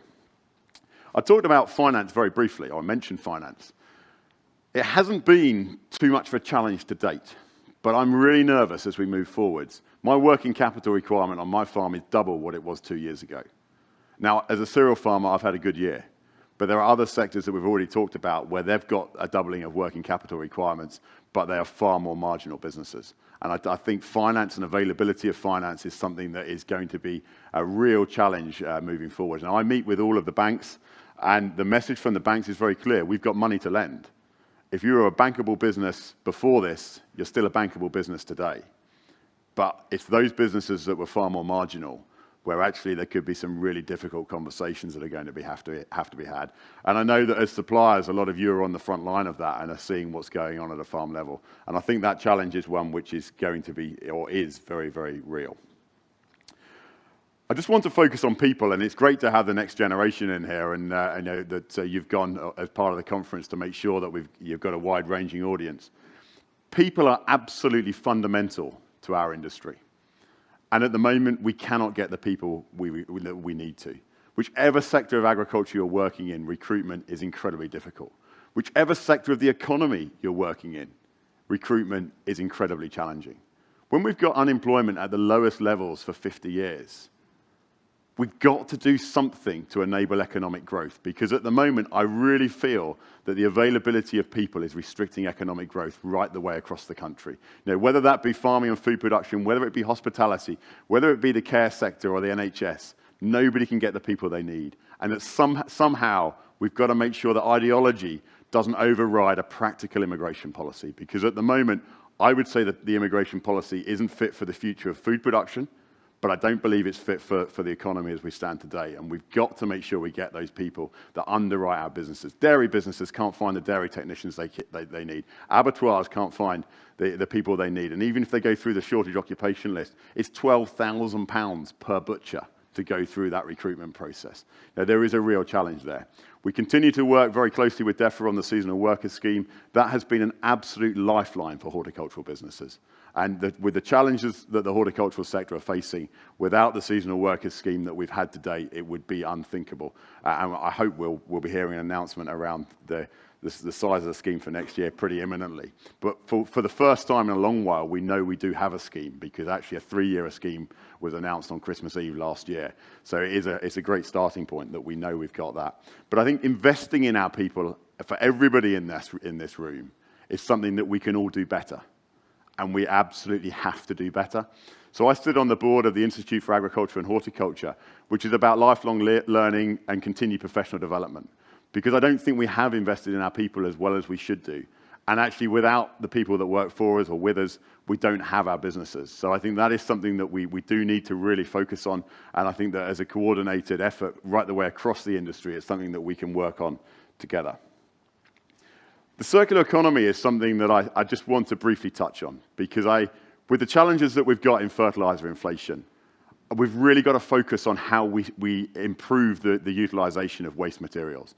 Now, whether that's food waste, whether that's human waste, commonly known as sewage sludge or something else, but at the moment, a lot of that is still not being recycled. Huge percentages aren't being recycled.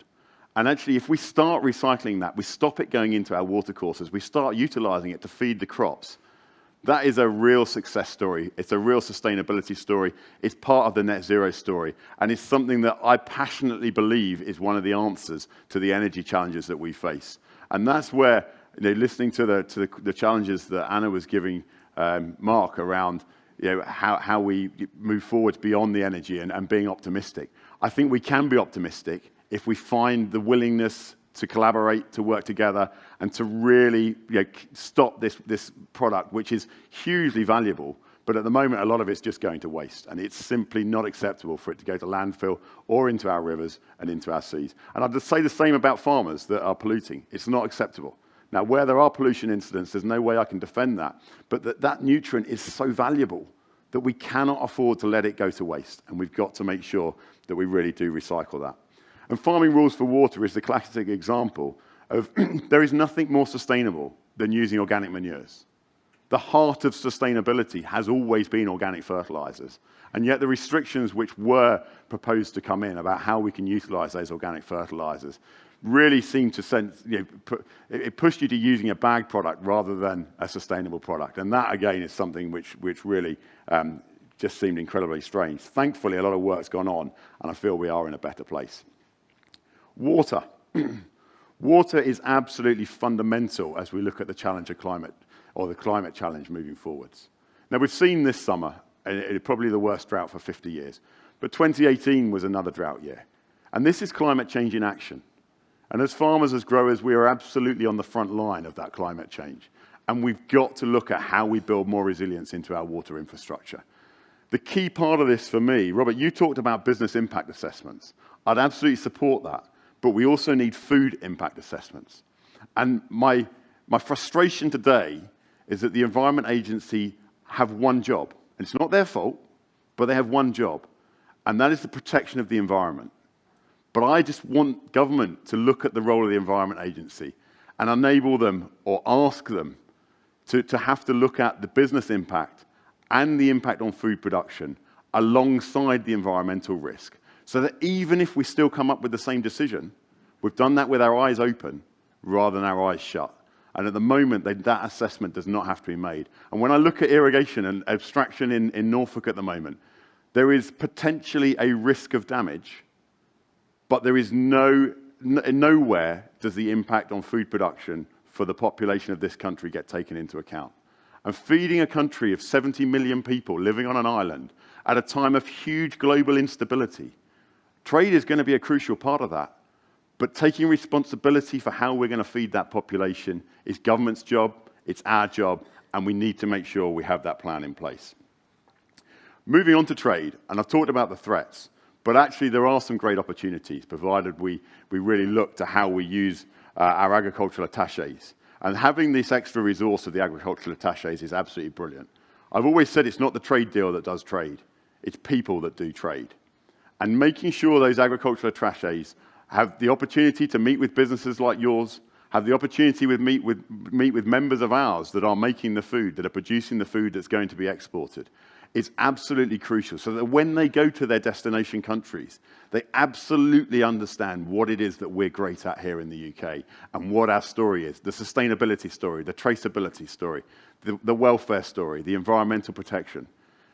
We've got a product which is in demand because people believe in the provenance of British product. And actually working with them, I do believe we can turn a corner and turn some of these threats for trade into opportunities. Looking at the Gulf Cooperation, looking at the CPTPP, there are potentially some opportunities there, but we've just got to make sure we don't rush into them and we don't set those deadlines so that we end up having to do a deal which doesn't work. Technology and data. I think one area that the AIC really have a crucial role to play is making sure that your farming customers are using the best data, are utilizing that data, and making sure it improves the sustainability story. Because we've got so much data, but actually very little of that data is translated into something meaningful at a farm level that helps with decision making. And how we coordinate, how we collaborate to make sure we make the best of that data. AHDB are in the room here as well. I think an absolutely fundamental role to play in how we utilize and how we turn that around so that we are using the best data to make sure that we can reduce the footprint of our production. But we have to have the best research behind that data. And if I just touch on one subject, fertilizer, we've worked really closely with the AIC in making sure that we still had availability of untreated urea, and that's something that a relationship that we really welcome. But the fundamental to the fertilizer market for me is that we maintain the competition of untreated urea in the marketplace. It has some real pros about where you should use urea early in the season, ammonium nitrate later in the season, because then you reduce the risk of nitrate leaching. So there's some technical benefits to it. But when we've got a fertilizer market which we would argue doesn't have the transparency that it needs, if we remove the major global competition from that marketplace, then it's going to me, it's going to add further challenges into a marketplace at a time where availability of fertilizer is the key denominator. So I would urge us to think about how we maintain access to untreated urea. We all, every one of us, has an absolute responsibility to make sure that our members, the farmers that you're advising, can reduce the emissions at a farm level. And I know that there's going to be a plan as to how we engage everybody in a training sort of process to try and understand how we reduce ammonia emissions. But I do think that keeping untreated urea for me is really important. Real-time diagnostics is something that I think is probably where the future is going to be lying in terms of crop protection. And that sort of thing is still very much developing at this stage. But I think that is going to be a really exciting area as we move forwards. And then before I finish, I think we do just need to think about the sustainability agenda. And I've met with several retailers recently, and this isn't a dig at the retailers at all. But I've met with several retailers, and the pressure on the sustainability agenda is as great as I've ever known. And we have to take control of this. We have to make sure we are demonstrating why we are one of the most sustainable industries in the world. What I don't want to do is give an opportunity for Irish beef to tell their story better than we're telling the story about British beef, and give the retail shelf space to Irish beef rather than British beef. We've got to make sure that we are absolutely on the front foot when it comes to telling the sustainability agenda. Now, whether that's water use, whether it's net zero, whether it's soya, there's many parts of the sustainability agenda, but we have to tell that story. We've got to be out there making sure the general public know why our product is the best. There's going to be headwinds of alternative protein sources. And actually, I like Mark, I absolutely believe that our beef production here is 50% of the global average. You know, we've got an amazing story to tell. And even if people change their diets, it doesn't mean we should stop producing that beef here. We should be exporting it to other parts of the world where the footprint's higher. So we've got some real opportunities, but we've got to make sure that we are on the front foot and we're not letting others dictate the agenda, because at the moment, the agenda is being dominated by some of those who may have alternative interests and don't really want the sustainability story of red meat production, of food production in general, to be told. So I think with that, I'll leave it there and close the speech.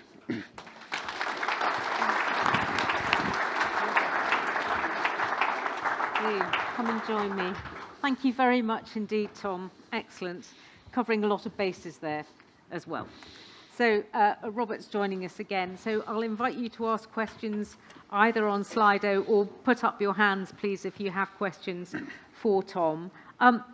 My first question to you is about this idea of, fertilizers. The availability of fertilizers is down. However, less fertilizer, as you said, on your farm is being used around the country, isn't it? Now, that might not be very good for some people here, but it is good for the environment, isn't it? So can we get the balance right? I mean, that's making a really broad assumption that fertilizer isn't being utilized, and that by using less fertilizer, we've got less pollution. And so I don't think there's an intrinsic link between that. So much of it is determined by the weather and what the output is in any one particular season. Now, last year, as I say, we had, or for this harvest, we've had an incredible sunlight, and generally yields have probably been better than anybody expected with the lack of water that we've had. And fertilizer use efficiency, I don't know if there's anyone here from Yara or CF, but fertilizer use efficiency is probably higher than we might have expected. But then we have to think, if we don't produce it here, where else is it going to come from, and what's the footprint of that product that we might import rather than export?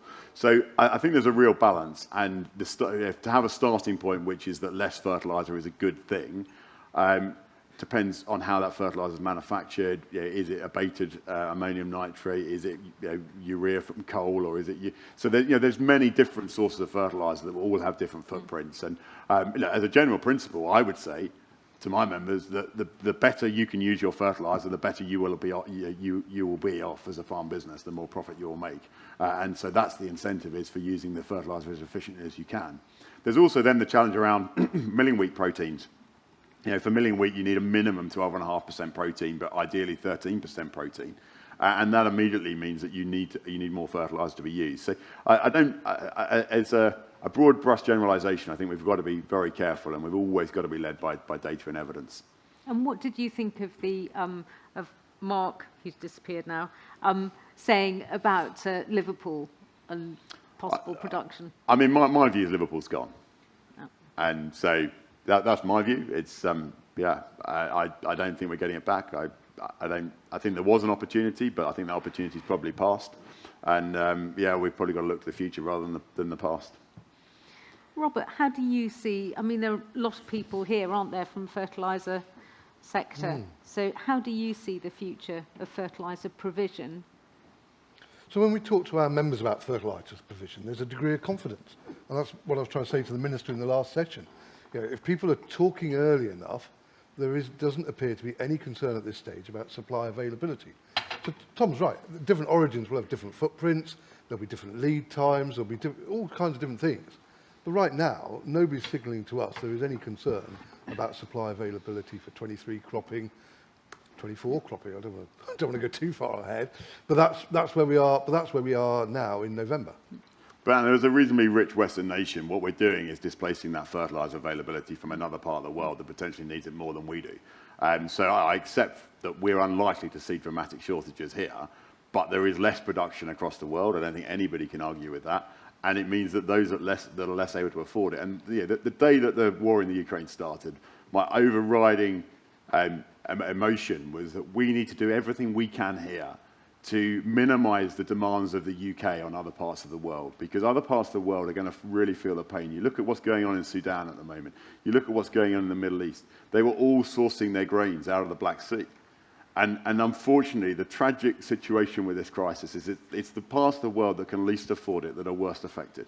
And the more demand that we have for any inputs or commodities or grain from other parts of the world, because we're not producing it here, I just think we should be taking that burden away from those parts of the world, and we should be trying to maximise production so we minimise the global impacts. Well, we have a question on this from slide A. How can we ensure better uptake of advice by farmers on nutrient use efficiency? Oh, I mean, look, I think advice is commonplace, but it's how that advice is used. The challenge I have as a farmer is that it's only retrospectively that I know when I should have put that fertiliser on, because so much of it is determined by the weather rather than rather than the day you put it on. So one year you could use exactly the same application dates for 3 years in a row, and you get dramatically different results because the weather's very different. So, I mean, it is an education process. It's making sure people understand that if you apply urea fertiliser before a hot, dry spell, then there is a risk of volatilisation. It's making sure that if you apply ammonium nitrate in February before heavy rainfall, there's a high risk of nitrate leaching. So I think there are some basic elements that we have to make sure. I know there's a training module being developed. I haven't seen the details of the training module, but I believe the training module will be free of charge. And I think as advisors, you all have a fundamental role to play in how farmers are accessing that knowledge. So, Tom, there are some brilliant FIAS qualified agronomist advisors out there able to give that advice. The question is, because I don't think there's any issue about the competency of the advisors to give the advice. It's just the farmers taking up the advice. It's that listening to that advice. How do we make sure your members value the professional advice that they're being given?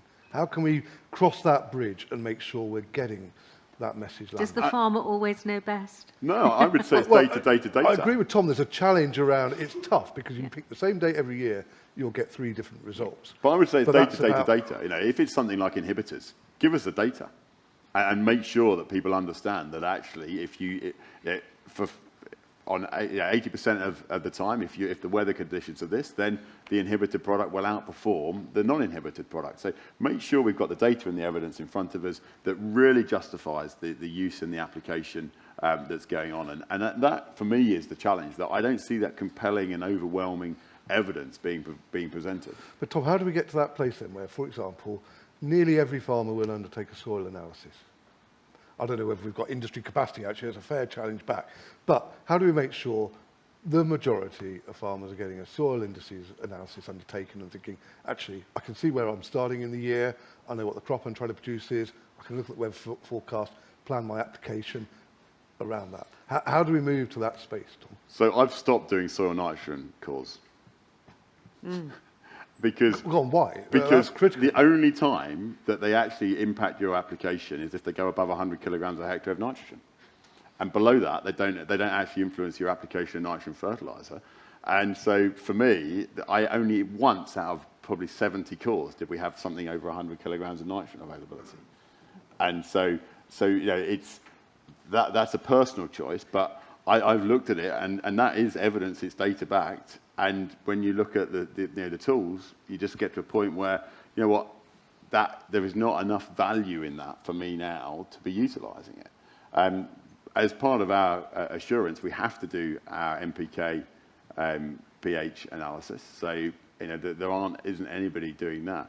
But I think there is a challenge that often early adopters, and this is personal experience, this is not NFU policy, so it will be quoted as NFU policy, but personal experience as an early adopter of some of the variable application schemes, you know, I don't feel I've necessarily had the value for money out of it. And so, you know, again, we're back to use of fiberphos, sewage sludge, and you know, that's where we're getting a lot of our nutrients from. But actually, there was a point I meant to make in the talk that if we're serious about utilising more human waste, then there is a role for several people in this room to be having conversations about whether that waste product, assuming it's properly recycled, can be utilised on human consumption crops. Because at the moment, it can't be used on human consumption crops. Now, generally, biosolids will give me a tonne a hectare yield increase. And so they're invaluable as a source of nutrients. This year, it was actually closer to 2 tonnes a hectare, the yield increase we got from them. But there's some supply chains you can't use them on. So there has to be maybe a change in the conversation there. There are 2 questions which go together here. The average age of a farmer is now 59. How much of concern is this to you? And do you believe there is a lack of want to innovate and change from NFU members? And there was a question earlier on about innovation and technology. You know, is that being taken up enough, do you think? I mean, I think you'd have heard what I said about the importance of people for the whole industry. And actually, for the next generation, I spoke at our next generation conference on Monday. And I was saying to them that you know, the opportunities around share farming, I think are very, very real and a great way of bringing younger people into the industry. I don't believe that 59 figure. So it doesn't. 57, 56? I don't believe any of them, because I farm for somebody who's 95. He doesn't really make many decisions, but he's still the farmer. Okay. You know, until last year, we were farming for somebody who was 93, same situation. You know, so they're the form filler, but they're not actually responsible for the active management. So look, there is an issue, and we've got to make sure we're an industry that people want to come into. And the challenge of solving climate change while feeding a growing population, that's an incredible challenge. And our job is to sell the opportunities that agriculture has, that food production has. And they're so wide-ranging. You'll know across this room, the spectrum of opportunities there are in farming and food production is quite unthinkable. And there is no skill set that isn't represented here. And so we've got to make farming sexy and make people want to be part of it. But also there's a question, isn't there, about innovation across the AIC as well? You know, you're taking up new challenges there as well. Yeah, and look, Tom, our members are investing almost £100 million a year in research and development and knowledge transfer. And that's going on year in, year out. And so the innovation is there. We've in the past looked at how blue sky thinking is reaching down into commercial practice, because we think sometimes some of the innovate activity is a bit too high up for industry to reach and commercialise and pull down, and we work with Innovate to try and help target things in a slightly more focused way. But I'd just say it's a lot to do there, but members' innovation, when I look at what's going on in the feed sector, around how we're innovating for lower emission feed materials, it's really exciting stuff. Any questions from the floor as well? So please put up your hand if you'd like to ask a question. We have more questions here, but if anyone wants to ask a question, please put up your hand. We'll have, there's a good question here. If you were minister, maybe this is to both of you, what would your top 3 big changes be to make things better? Better in what way? And better for whom? I don't know. I mean, number one... If you were minister. Yeah, quick, Number Tom, one yeah. for me is that you have to have a food impact assessment for every policy decision that's being made. I think we've seen the vulnerability of food supply really brought into context over the last 12 months. And we need to make sure that we're not left wanting. Unfortunately, we have got empty shelves of eggs at the moment in retail, and we've got the terrible situation going on with AI. There's some things you can't actually protect against, but we've made a lot of decisions recently where food production hasn't been, the impact on food production hasn't been assessed. So would that mean, if you had that, would that mean then if you did an assessment and it said it would conversely affect food production, it wouldn't go ahead? No, because as I said earlier on, what I would want is that if you make that decision, so the Environment Agency is the perfect example. If you go ahead and you make the decision that protecting the environment is more important than food production, you've done it with your eyes open rather than with your eyes shut. And at the moment, there is no assessment at all. They don't, and that's not the Environment Agency's fault. It's, they're not set up to have to make that assessment. It's the risk of environmental damage is all that they have to challenge themselves with. And so we need to broaden that assessment so that they genuinely have to think about what the impact is. But it would be the same about planning decisions. If there was a planning decision that wasn't allowed and it was going to have a dramatic impact on food production, then that might bring it into the balance. It might mean that actually you decide that the food production element makes it acceptable, whereas the local planners might have decided that it's not acceptable. Robert, if you were minister. Yeah, I'd look to get a land use strategy. So it would fit in around that, Tom, that in your land use strategy, decisions you're making, whether they're environmental or construction or whatever, you're factoring in what's the impact on food.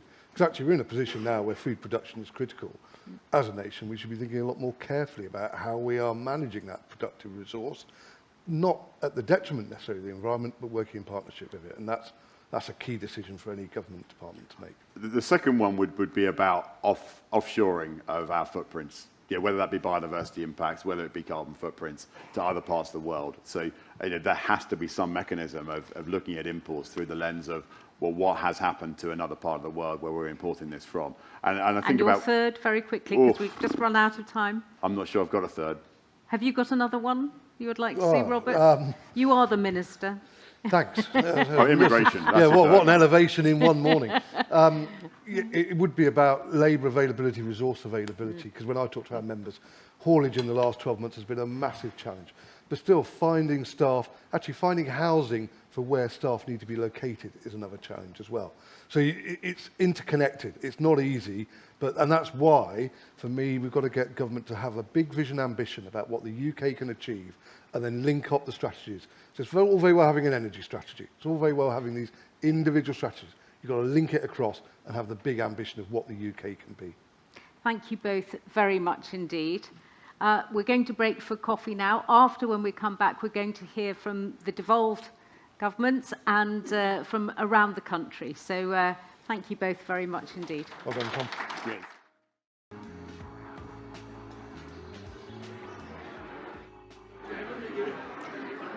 Hello there. Could you all take your seats, please? We are ready to start.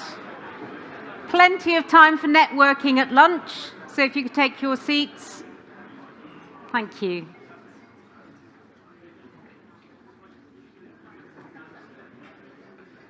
We're going to start this session with the thing I forgot earlier, which was the next Slido poll.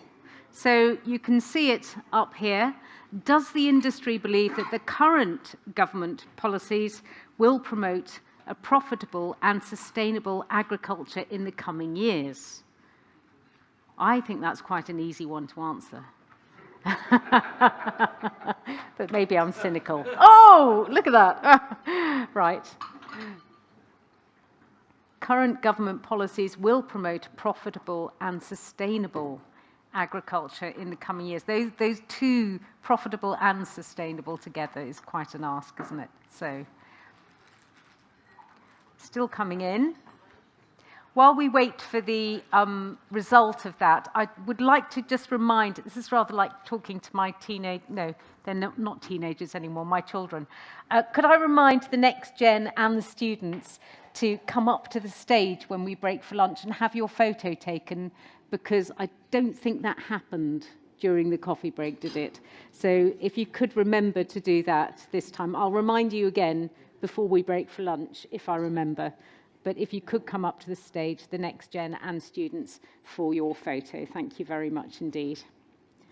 Have we got our result? Oh, it's still coming in. Okay, well, let me just explain. We have a slight change of programme again for our next session. We will be hearing from the devolved governments as your programme, with videos from Scotland and from Wales. As I mentioned, unfortunately, Edwin Poots from Northern Ireland is unable to join us. But after those contributions from video, we will hear from Alan Wilkinson, who's here from HSBC. But we do have a slight change because Brent Babb from the US Soya Export Council will speak after Alan because Gavin Hodgson from Sainsbury's has been delayed. He will be speaking after lunch, though, so we will be hearing from him. So thank you very much for swapping around your schedule to cope with disruption. Indeed. So let's, did we have that Slido result? Well, yeah, thank you. 56% disagree that the current government policies will promote profitable and sustainable agriculture in the coming years. Yeah, disagree and mildly disagree. Not a lot of agreement on that. Am I surprised? No. Right, okay. Let's carry on with our next session. And first of all, I'd like to introduce Marie Goujon, MSP, Cabinet Secretary for Rural Affairs and the Islands in Scotland. And here is her address. Thank you very much. Thank you so much for inviting me to speak to you at your conference today. And I'm just so sorry that I'm not able to attend in person. However, I'm eager to outline the direction being taken in Scotland and the work that we're undertaking. In March this year, we set out our vision for agriculture, and at the end of August, we launched the consultation on a future agriculture bill. The key focus of our vision is for Scotland to become a global leader in sustainable and regenerative farming. Our vision makes clear our commitment to supporting our producers to play their part in meeting the twin crises of climate change and nature loss while producing high quality food. We understand and recognise that farming has an essential role in delivering these priorities. We're committed to helping the industry farm more sustainably and will reward farmers and crofters who deliver emissions reductions and help us to restore and enhance nature in our farmed landscape through our enhanced payments. To achieve this, we will work with and alongside farmers, crofters and land managers. And that ensures that future support measures are right and that they will work on the ground. Co-developing with the industry is central to our thinking and exemplified through our national test programme. Our industry requires a flexible approach so that in the future we're able to respond to any pressures or challenges that may arise. As set out in our vision for agriculture and our consultation on proposals for a new agriculture bill, we also outline our commitment to remain aligned, where practicable, with new EU measures and policy developments, because we want to maintain strong links with the EU. Now, not only is that right for business, ensuring standards are maintained, but it will ensure Scotland's path to re-accession to the EU is maintained. The consultation on delivering our vision for Scottish agriculture, proposals for a new agriculture bill, has been launched and will close later this year. The aim of this consultation is to provide an adaptive framework to respond to future social, economic and environmental changes, challenges and opportunities. And likewise, to develop a bill that's been shaped by farmers and crofters through utilising knowledge and feedback taken from these consultations. It's our aim to develop a bill that will set out the overarching framework for a future payment system and how we aim to achieve our vision for agriculture, which we published earlier this year. We want to, and we're striving to make Scotland a global leader of sustainable and regenerative farming, and the bill and the powers that are proposed within it will enable us to deliver that. We also welcome and encourage the engagement of farmers, crofters and land managers in the National Test Programme to support the Agriculture Bill. The programme is supporting and encouraging farmers and crofters to learn more about how their work impacts on climate and nature, and it's a vital component and focus in developing the Agriculture Bill, as well as helping us realise our vision. The Scottish Government takes food security of Scotland very seriously. And on the 17th of March this year, I established a short-life food security and supply task force together with industry, specifically to monitor and identify any potential disruption to the food and drink supply chain resulting from the impact of the illegal war in Ukraine. In June, we published our report and recommendations, which we are in the process of implementing. But the task force recognised that the many links in the food and drink supply chain have undoubtedly experienced a series of significant shocks in recent times.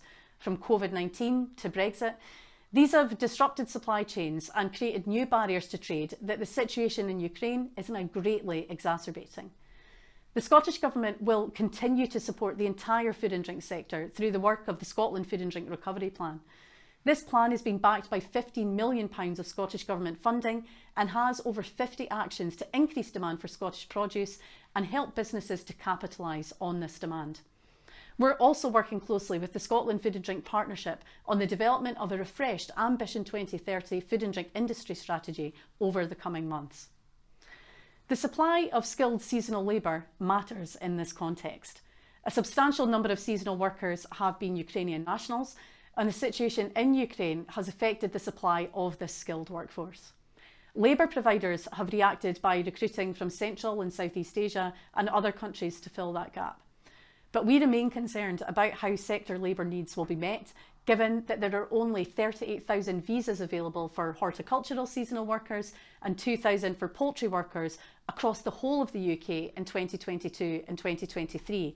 And that reduces to only 28,000 available in 2024, with no clarity beyond that time. We continue to raise these matters and press for that clarity from the UK Government in that regard. Turning to our climate, Scotland has a world-leading, legally binding target to reach net zero by 2045.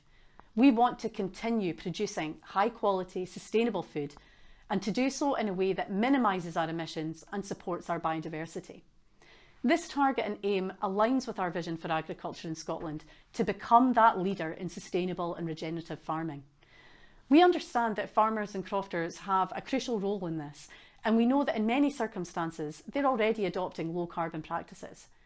We need to build on that by recognising and rewarding those already helping to deliver biodiversity benefits. Through the National Test Programme I mentioned earlier, we're providing the support and encouragement farmers and crofters need to learn more about how their work impacts on climate and nature, including offering financial support to carry out carbon audits, soil testing and nutrient management planning. We already support our farmers and crofters with guidance and advice through initiatives like Farming for a Better Climate and the Farm Advisory Service. We've also launched an Agriculture, Biodiversity and Climate Change Network to provide a space for farmers to share their experiences, to find out what others have done and to see if that might also work for them. We know that this peer-to-peer learning is so important, and I hope to see this network expand and develop.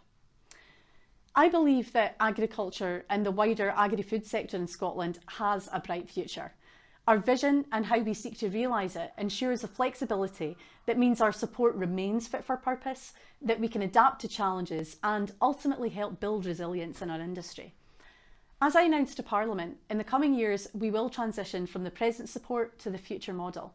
And it's my commitment that as we do that, we will take the industry in rural Scotland with us every step of the way.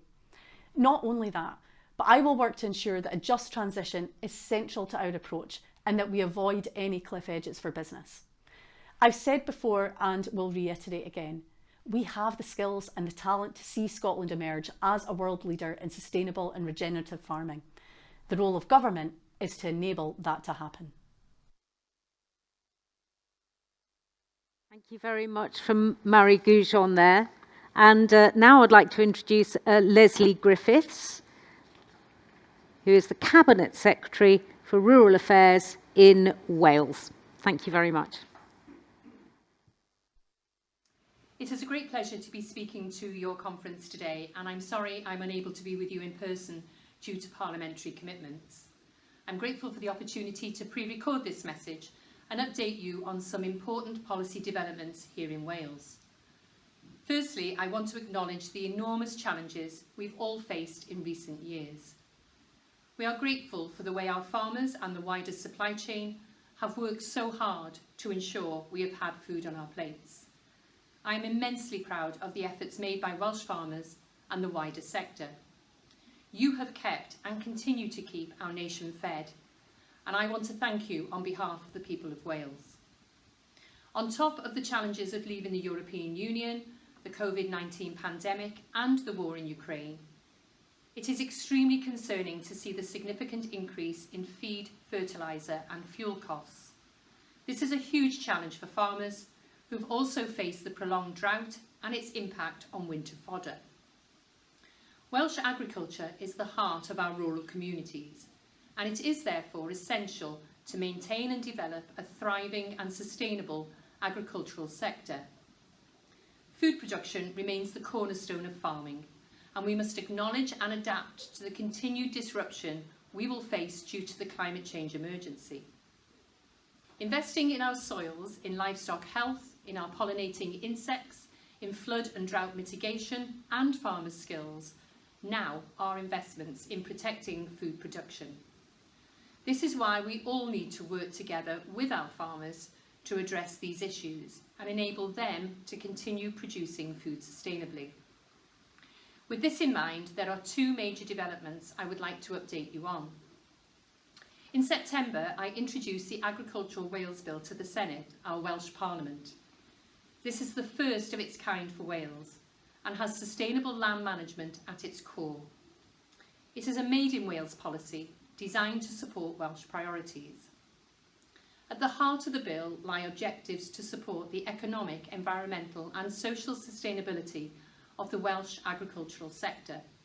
It recognises the complementary objectives of supporting farmers in the sustainable production of food, alongside actions to respond to the climate and nature emergencies, contributing to thriving rural communities and keeping our farmers on the land. Also, in July, I published outline proposals on the Sustainable Farming Scheme, which will replace the Basic Payment Scheme, with the greatest level of detail we've published so far. The outline proposals include a suite of universal actions within reach of every Welsh farmer. For example, it contains soil testing to enable more targeted applications of inputs. It proposes actions on benchmarking to improve business performance. It also proposes a more targeted and preventative approach to livestock health by using a continuous animal health improvement cycle, and it proposes actions to build resilience in grasslands by establishing more legumes and mixed swards. This suite of actions has been designed to benefit farm businesses by reducing costs and building resilience over the long term, as well as helping to address the climate change and biodiversity loss. I'm grateful to everyone who has contributed to the co-design and consultations so far. These proposals have come a long way by working with and listening to our farmers, and we will continue to do so as we move towards our final consultation next year and then implementation to ensure a smooth transition. Transition to the Sustainable Farming Scheme will commence in 2025. This is no longer a theoretical future change, and everyone needs to be engaged to ensure success. The most valuable thing individual Welsh farmers can do to help us refine these proposals is to complete our co-design survey, which you can find by visiting the link now shown on the screen. There are just a few days left before the survey closes on the 21st of November. This evidence is invaluable to us, so please do spread the word. I'd like to conclude by wishing you all an enjoyable conference, and I look forward to building stronger links with the AIC in Wales going forwards. Thank you. Thank you very much to Leslie Griffiths. Not sure where that slide was, but it's the co-designed survey, which I'm sure you can look up on the Welsh Government site. Now I'd like to introduce Alan Wilkinson, Head of Agri-Food at HSBC. He's going to be speaking about the economic outlook and funding for the UK agri-food supply chain. Welcome, Alan. Thank you very much, Anna, and good afternoon, ladies and gentlemen. I am literally between you and your lunch. I'm often asked, what does agri-foods mean? And it's a term that's not often in the dictionary. But what I want to say is I spend my life now looking at food chains. And we work with many people in the room, and we spend a lot of time looking at how food chains work, not just here, but right across the world. And I've had the privilege to travel a few countries before obviously we went into the pandemic. And whilst I was in China, I was reminded of the story earlier today when I was handed my badge. And the lady said, "Oh, you're a speaker," as happened when I was in Beijing, actually. What I didn't realise then was that I walked about with this name badge with this Mandarin on it. And for most of a week, I'd walked around with a name badge which described my role in HSBC as head gardener. Ladies and gentlemen, what I would like to do, as I've been instructed by the eminent Mr. Kelly, is that he would like me to look at, not just trade. He did ask me to talk about trade policy. I've put the word policy in brackets. I'm no politician, ladies and gentlemen. But what I want to try and do is talk about some of the things that I'm seeing at the moment as far as international trade is concerned, have a look at the macro environment, and I will be echoing some of the comments that were made earlier this morning. And then I do want to spend a little bit of time addressing the title of the conference and thinking about how people will address and not only survive what's happening at the moment, but to be honest, ladies and gentlemen, we really need to thrive if we're going to move this great industry forward. And like many other people, not just in the audience, but as we've heard in the speakers, I'm as passionate about it now as I ever have been. And I will be talking about what the best do. It's my assessment of what the best do. I'm not going to talk about above average. I don't think above average gets you to the game these days. You've got to be outstanding. No holds barred. So hopefully in the next 15 minutes or so, we'll have covered off those points. Now, like many speakers have said already this morning, the industry came out of the pandemic in pretty good shape. It had done a pretty good job, but some supply chains did fail. Let's not kid ourselves. But the one thing nobody's mentioned yet today is that we have an ongoing demand metric that's built into world food demand, which will happen whilst population increases. And it's ironic that this week of all weeks, apparently the 8 billionth person will soon arrive or has arrived on the planet. And I think that's quite amazing. I'm not going to tell you how old I am. I'm older than quite a lot of people in this room, but not quite as old as some others. When I was born, which is, I'm in my well into my 6th decade, there were only 3 billion people on the planet. And when we've looked back in hindsight, and that's what bankers do best, apart from a doubling in population, we've had to produce over 3 times as much food because the demand for protein for human consumption is insatiable. And this is going to continue as population grows now. So we have if you like, a two-pronged focus on demand. Not only have we got to meet growing population, but there is an added complication of the fact that with that comes a growing demand for human protein in their food. And that's going to be far more considerable than the additional 2 to 3 billion which will end up on the planet in 20 or 30 years' time, depending on which number you focus on. So I think the inbuilt demand and the fact that we're experiencing climate change, and we must think about what's happening here, ladies and gentlemen. Moving production inside or outside of the UK, as we've talked about this morning, actually has an equal and opposite effect elsewhere. Thankfully, Tom talked about the impact on poorer nations elsewhere. We do have to bear that responsibility. We do have to think about that. But in climate change, We're talking about international features and international factors. So if we're trying to import something from somewhere else, the chances are they're also experiencing the same issues of shortage, hence the volatility, hence the disruption that we might be experiencing on this small island. And I think we need to start and join the dots in all of this. I also want to point out that when the war first broke out in the Ukraine, up to and probably by the end of May, 20% of traded calories in the world, not produced calories, were subject to export bans. We have become, across the globe, very protectionist. Not just by the way that various countries are working with each other, and obviously there is now a war in Europe, but by the very nature that people decide to make sure that they can feed their home populations. And as you'll find out later, ladies and gentlemen, we have quite a high demand for imported food, which may be absolutely acceptable. But I just want to make sure that we understand the really big issues that are taking place here. And it's not simply a solution for an economy such as ours to move into the global market and assume people will want to trade with us. I think we've got to put more effort into it. So you'll see where I'm going with this in a few moments.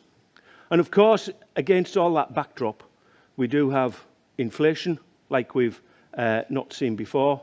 And the numbers this morning, which I'm sure you've spent some time reading, show that not just headline inflation rose to over 11%, but food inflation rose to over 16%.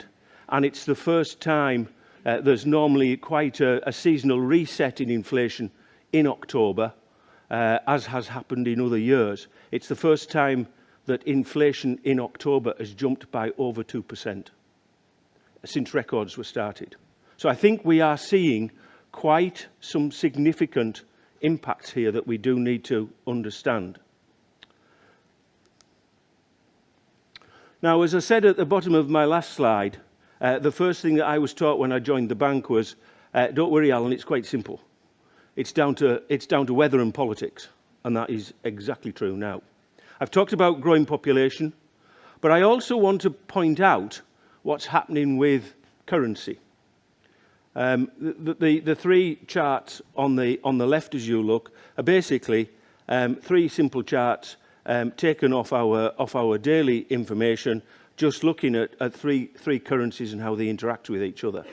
The one at the bottom is euro dollar. The one at the top is sterling dollar, and then the one in the middle is pound euro. Now, it's quite easy to see what's happened there. Tom's right. It has aided farm gate prices, of that there's no doubt. But when I tell you that we are now importing some £58 billion or thereabouts of food from overseas, some of which can be produced in this country, that actually adds to the cost to the consumer. And it's significant. When I tell you where we are with regard to exports, you'll realise, as I'll show you in some figures in a minute, that we actually have we still have the third largest trade deficit of food of any country in the world.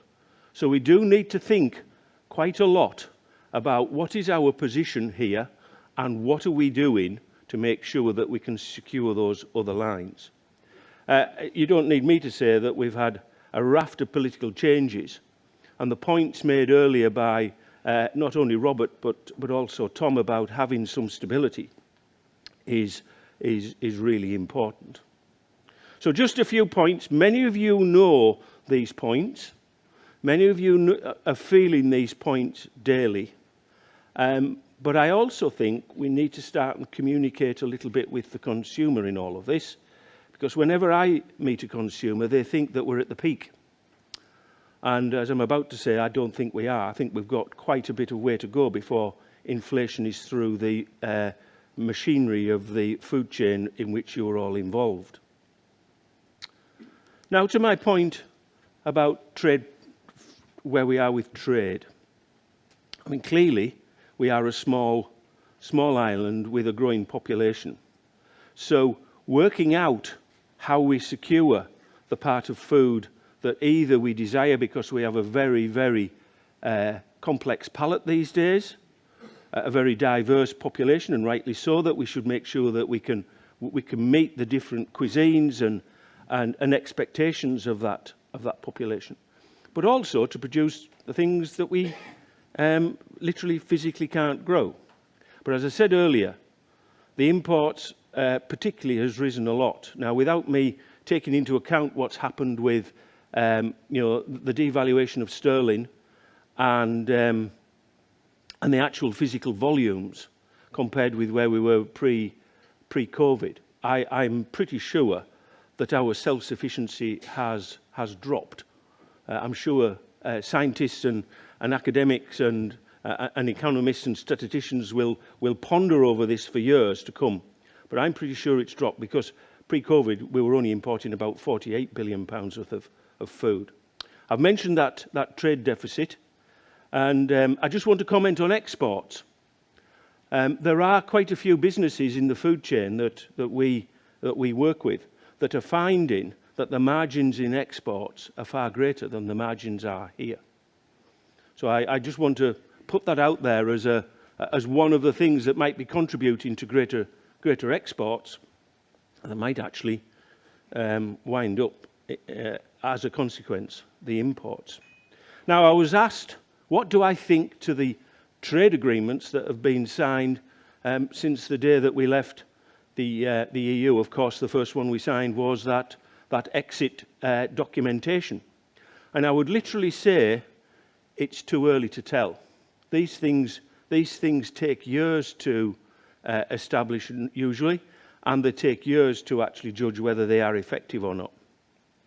All I would say is that if you go into a negotiation with a very, very experienced team, you jolly well need to make sure that you've got the same cadre of capability when you go into that negotiation. And I wasn't in the negotiations. I hope we had that cadre of capability when we went into that marketplace of negotiating those trade deals. So we do need to make sure that we've got imports coming into this country, and you form a part of how that operates. But I will say, ladies and gentlemen, that in the fresh produce sector, I think they're at a point where their level of confidence is such that we will be probably importing more product from that particular avenue of sourcing than what we were historically producing even hitherto. I've mentioned the challenge about where should we be with regard to what we're able to produce, what would be a sensible self-sufficiency given the rising population and the capability of UK agriculture, which at its best is world-beating. And I haven't got the quote from one of the DEFRA papers that was produced recently, but I do think we need to see a much more focused, calculated, embracing, engaging statement on self-sufficiency than the very light touch phraseology that was used by our government department quite recently. I say this because in the role that I've been doing over the last few years, I get the privilege to work with not just many of you in this room, but companies that are based in other countries. And as I was explaining to people last night over dinner, I am absolutely humbled that when I'm speaking with an international customer who may be based in another country, it may be Chile, it may be Ireland, it may be Denmark, it may be France, it may be Germany, I hope you're getting the thread of what I'm saying, that quite often we're joined by government ministers checking to see how they can help their country's business move forward in the international world. Real, genuine involvement, genuine care, and genuine determination to help that company move forward and help in the evolution of that business. Not for the sake of the bank, but for the sake of that company. I have yet to do that with a British company, but it would be amazing, wouldn't it, ladies and gentlemen? It'd be absolutely astounding. You know, that's deep-seated government involvement and deep-seated government care. And I hope that we start to see this now that we are, you know, trying to move forward in the world on our own. The chances are incredible. Tommy's right. The opportunities are superb.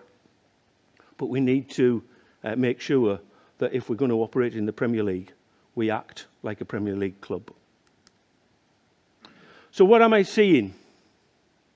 These are some of the things that you will all be familiar with to a greater or lesser extent. I put the efficiency of the food chain thrown through sort of TFP and the rest of the economy, because actually, perversely, as inflation is affecting many businesses, well, in fact, it's affecting all businesses each and every day. When they look at things that they need to do to replace existing capacity, when they're looking at things that they need to adapt to, flex with new customers or whatever it might be, there is actually, by strong default, a great, you know, considerable alignment with what needs to be done from a sustainability and fall in CO2 production, etc., etc. People are putting in many things into their business that mean that the sustainability of the food chain here in this country is improving by default. So I think that's an absolutely fascinating and brilliant adjunct to the things that we are seeing. But it's this slide, ladies and gentlemen, that I've saved more or less to the end that I want to spend a little bit of time on. When this inflationary period started, which was about 15 or 18 months ago, as has been said, it was quite obvious to me about what the very best started to do. They made sure that they had, as I say up there, the information and the analysis and the capability in their team to make very, very quick decisions based on absolutely superb information and then act upon them with absolute clarity and then repeat. The one thing that this year has done is that businesses are making far more decisions and they're having to act quite quickly. And they might think that they've made a decision and that might be it until the end of the calendar year. And then, of course, another consequence or factor comes along and impacts. Many businesses have already renegotiated their prices with their customers probably 4 times this year through the food chain. And they're already starting on what needs to be done in 2023. The point I make in this particular slide about understanding the impact of the whole chain, even though you may be an actor in one part of it, I think is probably the single biggest difference that will determine how food chains remain intact and don't break, and how players really succeed. And I say that because making a decision in isolation is actually probably counter-effective when you look at the whole effect right through the food chain.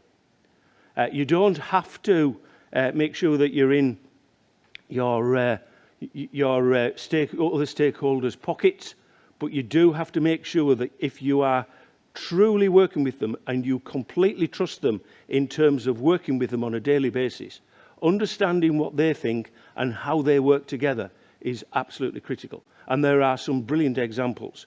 Tom talked this morning about how the milk industry has been able, probably to the detriment of the consumer at this stage, but lift milk price so that actually there is a point where that inflation is being carried through the chain.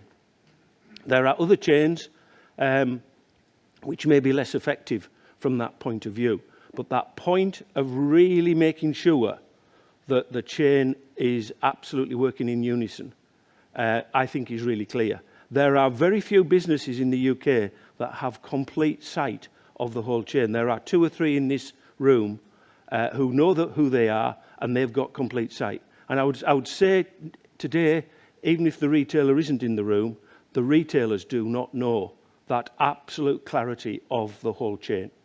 It is absolutely imperative. And beware, firefighting's tiring. It really is. And you don't want to be there.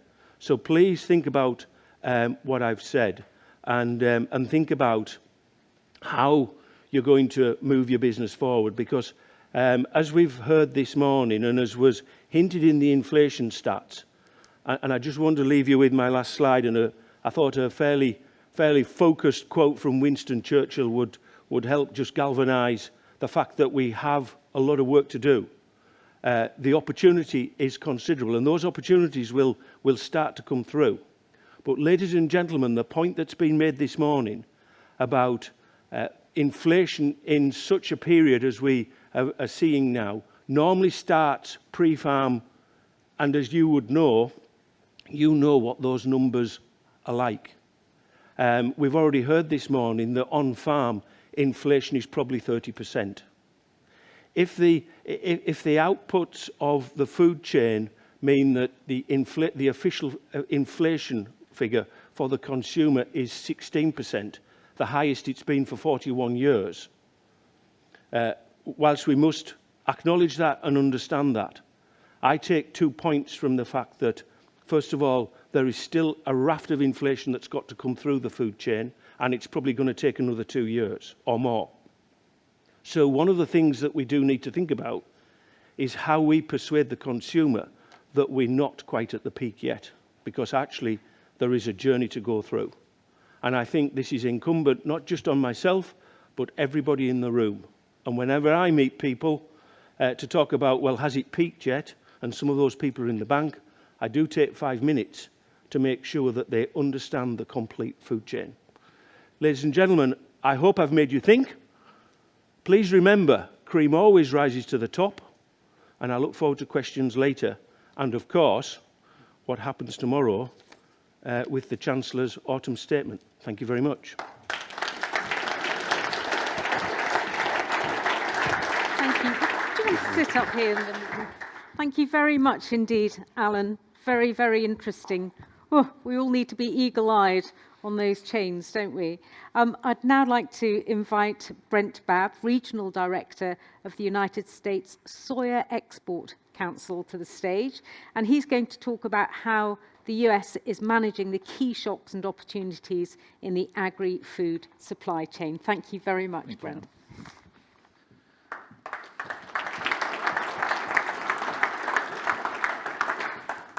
Well, thank you, Anna, and thanks to AIC for inviting me, and Robert and James and John Kelly for organizing my visit here. It's great to be back in the UK. So also a thank you to agriculture, and a couple people have touched on that, but I don't think we say enough, and there's not enough respect, there's not enough understanding of agriculture out there. Especially in these times of crisis. What's been done in COVID, what's been done with the war situation, and how agriculture keeps delivering is greatly underappreciated. And I think we need to communicate that and work together, even though sometimes we're competitors within countries or within different countries. There's great opportunity to work together in agriculture and really tell that positive story. Well, just real quick to highlight USEC, U.S. Soy Export Council. That's who I'm with. I work in the Europe and Middle East North Africa market. And USEC is a trade association, nonprofit trade association, so we're not buying or selling. We're representing the soy industry and the soybean farmers. The farmers themselves pay about 2/3 of our budget. For the programs we do around the world are the investments by the farmers they make themselves. And then we also get 1/3 of our funding from USDA, from Foreign Ag Service and the local staff that work in the embassies, the U.S. embassies around the world. We've got 100 member companies, so many of the big multinational names you know, but also a lot of container exporters, food bean exporters, and other affiliated companies within the industry. In the U.S., soy is the biggest ag export. It's usually been about 20% of total ag exports has been with soy. And that's about 70 million tons per year. 11 to 12 million tons comes to the region I'm working in, Europe and Middle East, but about half of our exports go to China, so somewhere usually around 30 million tons. So China is still by far the largest market. And this highlights what you see in the green is primarily the growing area for soy, and even though we go up on the East Coast and down in the South, there is production there. It continues to slowly expand, but the primary is what we call in the Midwest, so Ohio, Indiana, Illinois, Iowa, up in Minnesota, and the Dakotas. We've also got highlighted on there the rail lines and the rivers. Especially Mississippi River, which we're having difficulties with now. In our U.S., the soy crop was very good this year, even though we had drought in some areas, especially in the South. It doesn't, drought resistance or drought tolerance in soybean has been improved greatly in the last 10 years. So soy, even more than maize or corn, can wait till it gets that rain. So our consistent yields in soy continue, and we had that in this last year. What we're having trouble now is with the Mississippi River, especially south of Memphis, about halfway down, with low water levels that Europe dealt with a lot this year. We're having that right in our prime export season. So a bit more of our exports have been pushed out the Pacific Northwest to Asia or the East Coast coming into Europe. Still going down through New Orleans, but it has been reduced in this key area. And about half of our, 50 to 60% of our ag exports go out through that New Orleans, down that Mississippi River. A big change coming, it's already underway in the U.S. soy industry, is the expanding crush of soybean crush within the U.S. And I mentioned earlier, about 70 million tons of soy is exported. As whole soybeans, it's almost 60 million. As soybean meal is about 12 million annually. But that number is going to change, and this is driven by a renewable fuel. As soybean oil, other oils get used in the renewable fuel industry, and that's slightly different than biodiesel, which is already in fuels. But this is quickly expanding, driven by California. Some of the states on our west coast have already adopted these policies.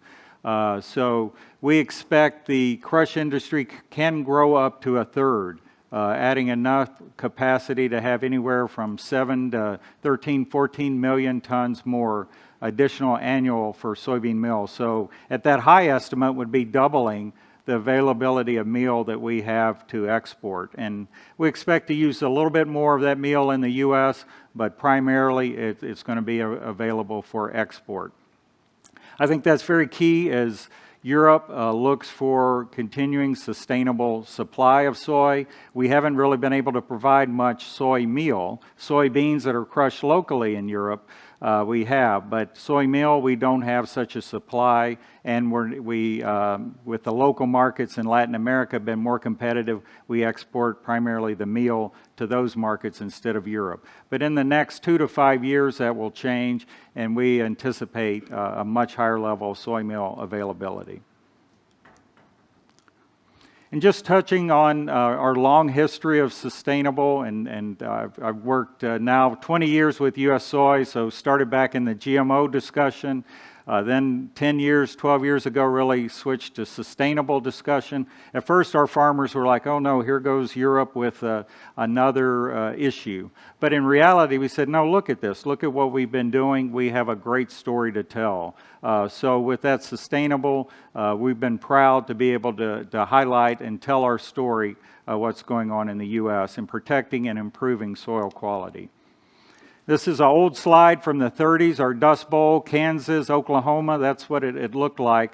with basically some poor production practices, just plowing, a couple years of drought, and that's what we ended up with. So back in the 30s, we had a soil conservation program through USDA that's involved for these 80, almost 90 years.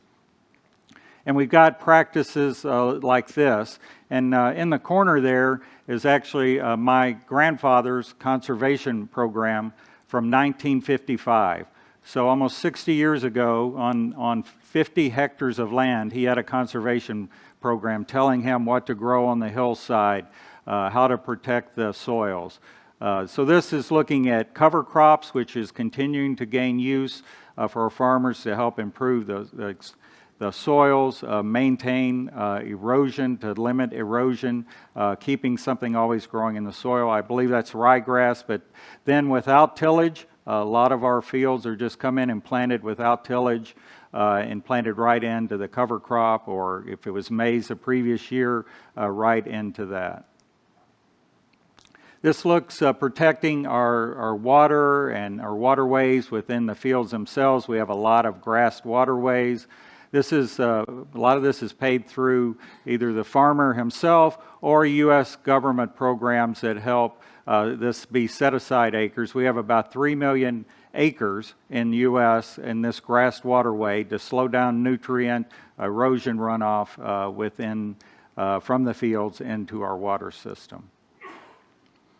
And in the last, since the 80s, we've reduced farmland that's used for row crops by 20 million hectares. So we always talk about land use change. In the U.S., it's been very positive, reducing that land use for agriculture, for farmland, and a lot of that's switched now to urban. But reducing that, a big part is 10 million, half of those hectares went into Conservation Reserve Program. So our farmers are paid a small amount from USDA to take that land, the more fragile land, the less productive land, out of production, keep it out of production and protect that. That's a picture, I think, of a pollinator field. So we have specific protections, and one of these is working to increase pollinators. Taking all that land out of production has helped with the carbon footprint very clearly in the U.S. This just looks at carbon footprint by soy production area, utilizing the land use change, and land use change is the big maroon red color seen in the slide there. And these are the country average from those countries. So clearly different supply chains and different direct farmers or companies you're working with can have a lower carbon footprint. But looking at the country averages, very clear U.S. has a very low carbon footprint, very efficient without that land use change. And just looking at if you take the soy in the average diet in a chicken and poultry in Europe, from the normal market mix of soy from South America and U.S., if that was only U.S. Soy going into that poultry diet, it could lower the carbon footprint of a kilogram of chicken by 25%. So this just looks at one way. We're always saying we need to reduce our carbon footprint. One way that is fairly easy possible. And looking at the different protein sources, you know, I am representing U.S. soy, so I like to highlight how that's a good advantage. But there are pea protein, insect protein. They're not really at scale, but they'll become more available. But to have a ready source, a consistent source, in general, a lower price protein source, U.S. still competes very well against other protein sources, and actually is the better protein choice when you look at carbon footprint. And this looks at in some of the oils. So we look at rapeseed oil from Canada, the carbon footprint, including the processing and also the land use change. Palm oil, which actually palm oil, just the production itself is a lower carbon footprint, but when you add in the processing and the land use change, that does significantly increase that. In this data, we use Blanc, which is the company that's worked a lot with FEFAC in producing the GFLI, and getting this data from a wide variety of sources. So this is not USEC data, this is from the Blanc Company.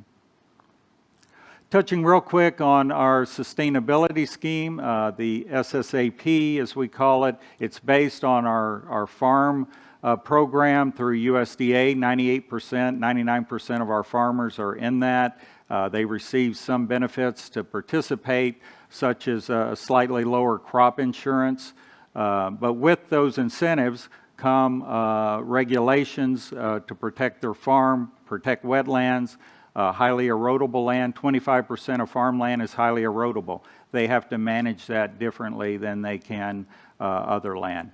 And if they don't comply, there's a financial penalty. It's not just you can't be in this, you have to pay back any benefits you've had in the recent past. We have about 20,000 audits annually, so our farmers are looked over and inspected. And we continue to measure the impacts. What practices work, what practices aren't really making much impact. Looking at the SSAP, our exporters can sign up for this, export it to markets around the world, and it truly is utilized globally.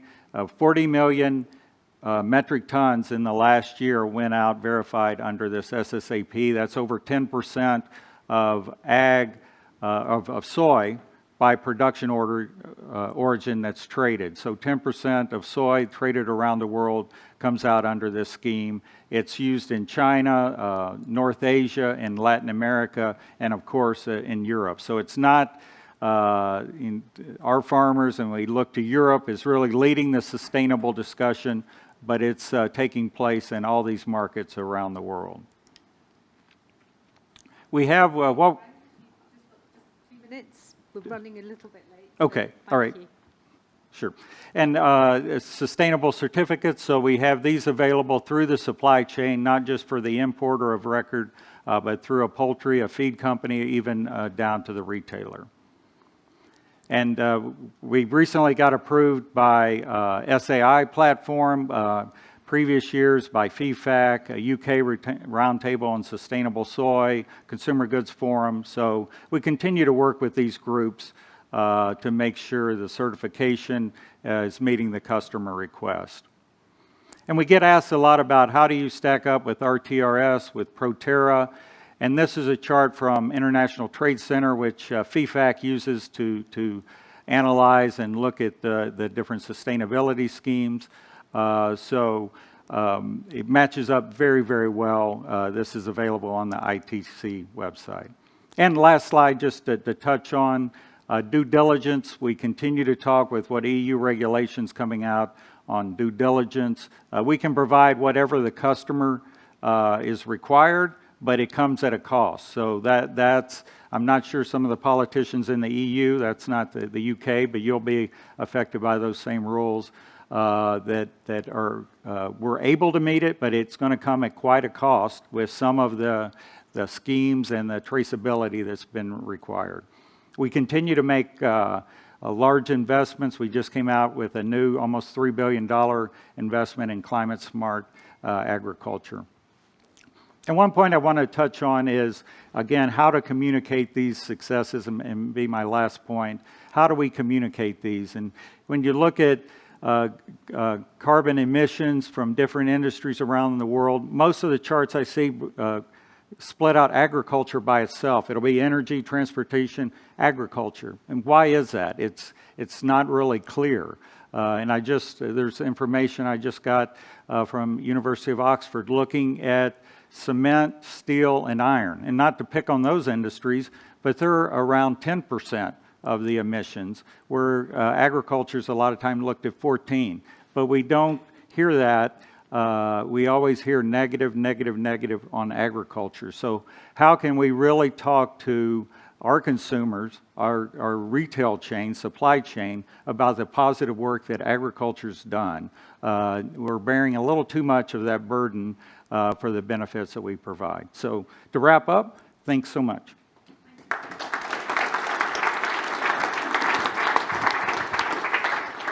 Sorry to rush you there, but no, obviously we want to take as many questions, and it's lunchtime, as many questions as we possibly can. very interesting that you talk there about communicating the difference. And as Alan was saying, this attention to detail on the supply chain and actually monitoring, finding out what's going on all the way through. Does that happen in America? Do you think, you know, people are as sharp as Alan wants everyone to be on that supply chain and sustainability? So sustainability, climate change is a big discussion, of course, in U.S. as it is around the world. We don't have the pressure on agriculture.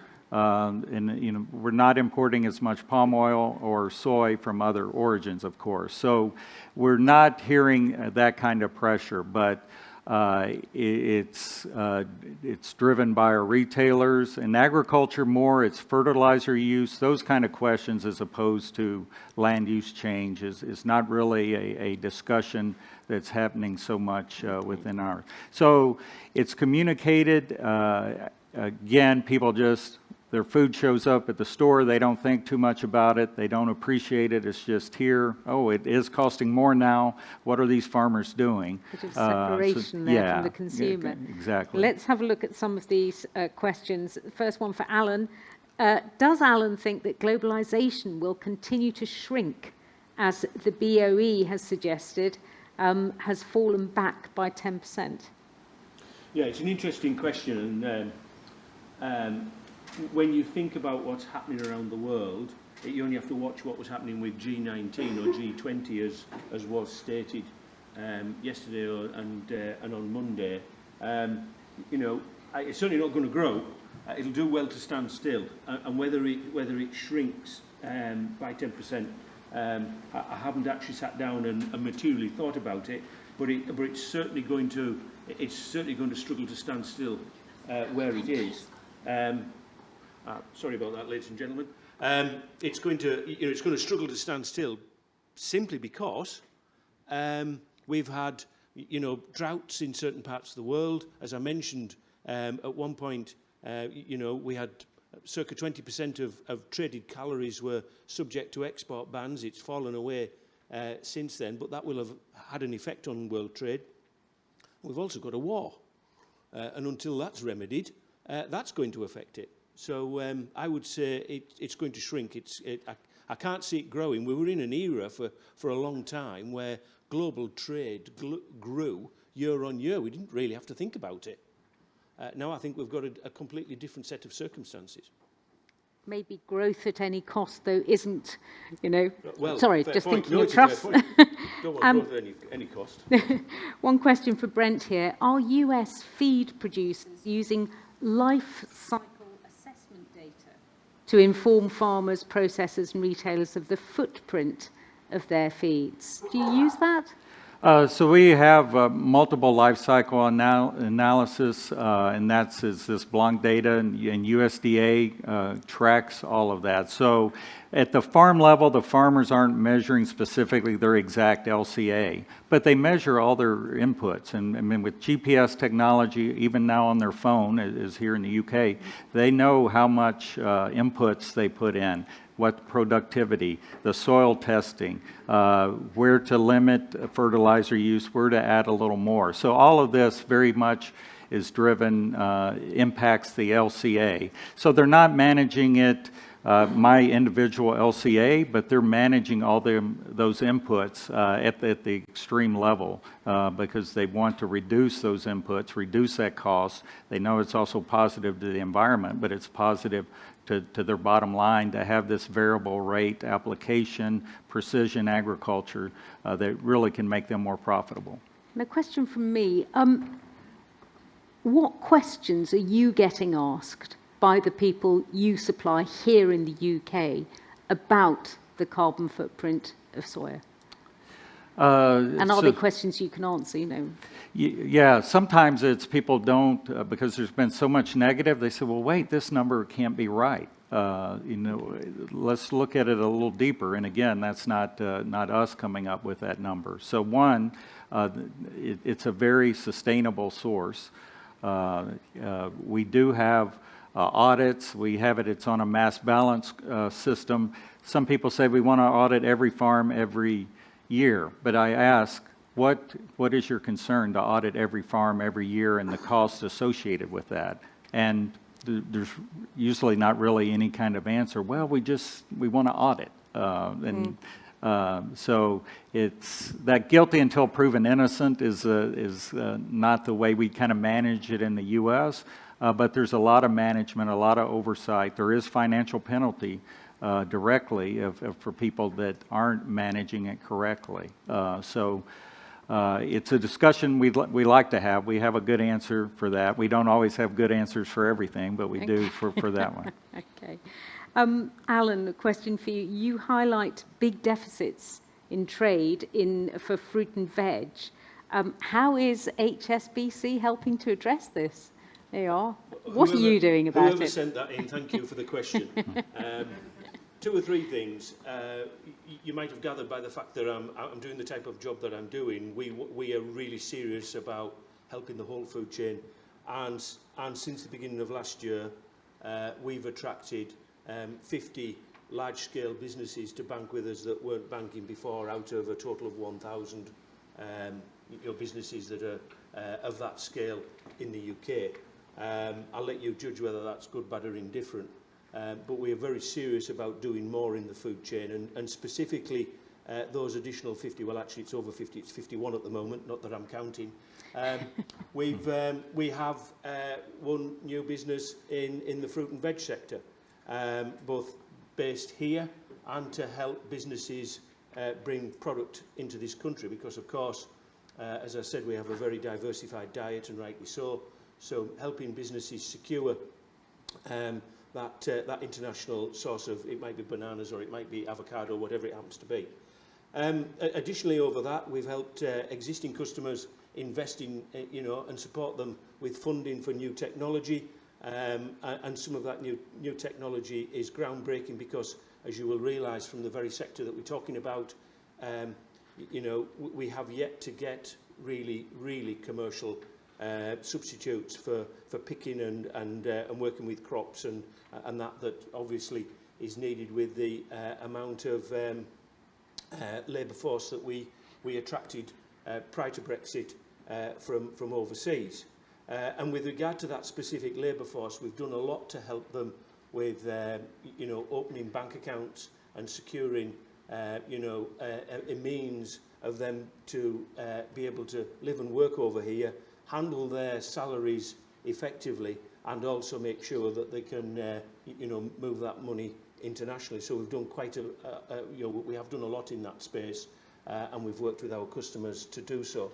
I would also like to say that personally, I would sit down with anybody that would try and work out how we can make the chain either more efficient or actually grow the opportunity here in the UK. I mean, why not? It's an absolutely real positive opportunity. We need to secure more fruit and veg in our diets and the like, and now's the chance that we need to make that change. We need to build confidence in the chain, in the chain, rather than seeing the confidence wane, which is what's happening at the moment. Thank you very much indeed. Now, thank you. Could we just a round of applause for our speakers? Thank you very much. Just before we go, we've got another Slido poll as well, which I think will be coming up in a minute. While we're waiting for that, could I just remind the students and the next gen, please, to come up to the stage when we finish for lunch in just a second to have their photo taken. Thank you very much indeed. Here it is. Does the industry believe that the economic outlook for agriculture over the next 18 months is positive? Positive or not? If you could vote now, that would be great. And just to remind you, while we're waiting for the result of that, after lunch we'll be speaking to Judith Evans, who's the consumer industries correspondent for the Financial Times, and I'll be having a chat with her. It'll be a conversation with her rather than a presentation, which should be very interesting. And we'll also hear from Gavin Hodgson, Director of Agriculture, Horticulture and Aquaculture at Sainsbury's as well. So, are our votes coming through? Ooh, there we go. Very good. Thank you for that. So it's the most exciting part of the day. Thank you. That's sorry. I was joking. Let's have a look at those results then. Does the industry believe the economic outlook is positive? Mildly disagree. Very close to disagree. Quite close to mildly agree. Okay, a little bit undecided there. Well, thank you very much for all your responses. Now we're going to break for lunch. Thank you very much for joining us, and we'll see you later at 2. Thanks. Good afternoon, everyone. Please take your seats for our last session this afternoon.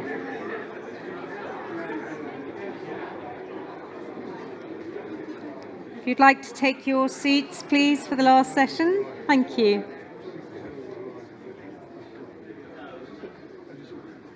Welcome back, everyone, and thank you to the Holiday Inn and for the caterers for a lovely lunch. So thank you very much to them. I just want to remind you what we're doing in our last hour here. Judith Evans is Consumer Industries Correspondent for the Financial Times. I'll be talking to her in conversation rather than a presentation, first of all. And then we have our slight shift in a swap around from what we were supposed to be doing this morning. So we'll be hearing from Gavin Hodgson, who is from Sainsbury's, who's joined us today, Director of Agriculture, Horticulture and Aquaculture at Sainsbury's. So it'll be very interesting to hear from him. We also will have another Slido poll. Remember, at the end of the conference, we're going to repeat the one we had at the very beginning so that we can see whether anyone's changed their minds about the question that was asked at the very start of the session. So first of all, then, let me introduce Janet Evans, Consumer Industries Correspondent for the Financial Times. Janet, do come up and join me on the stage. Thank you very much, everyone.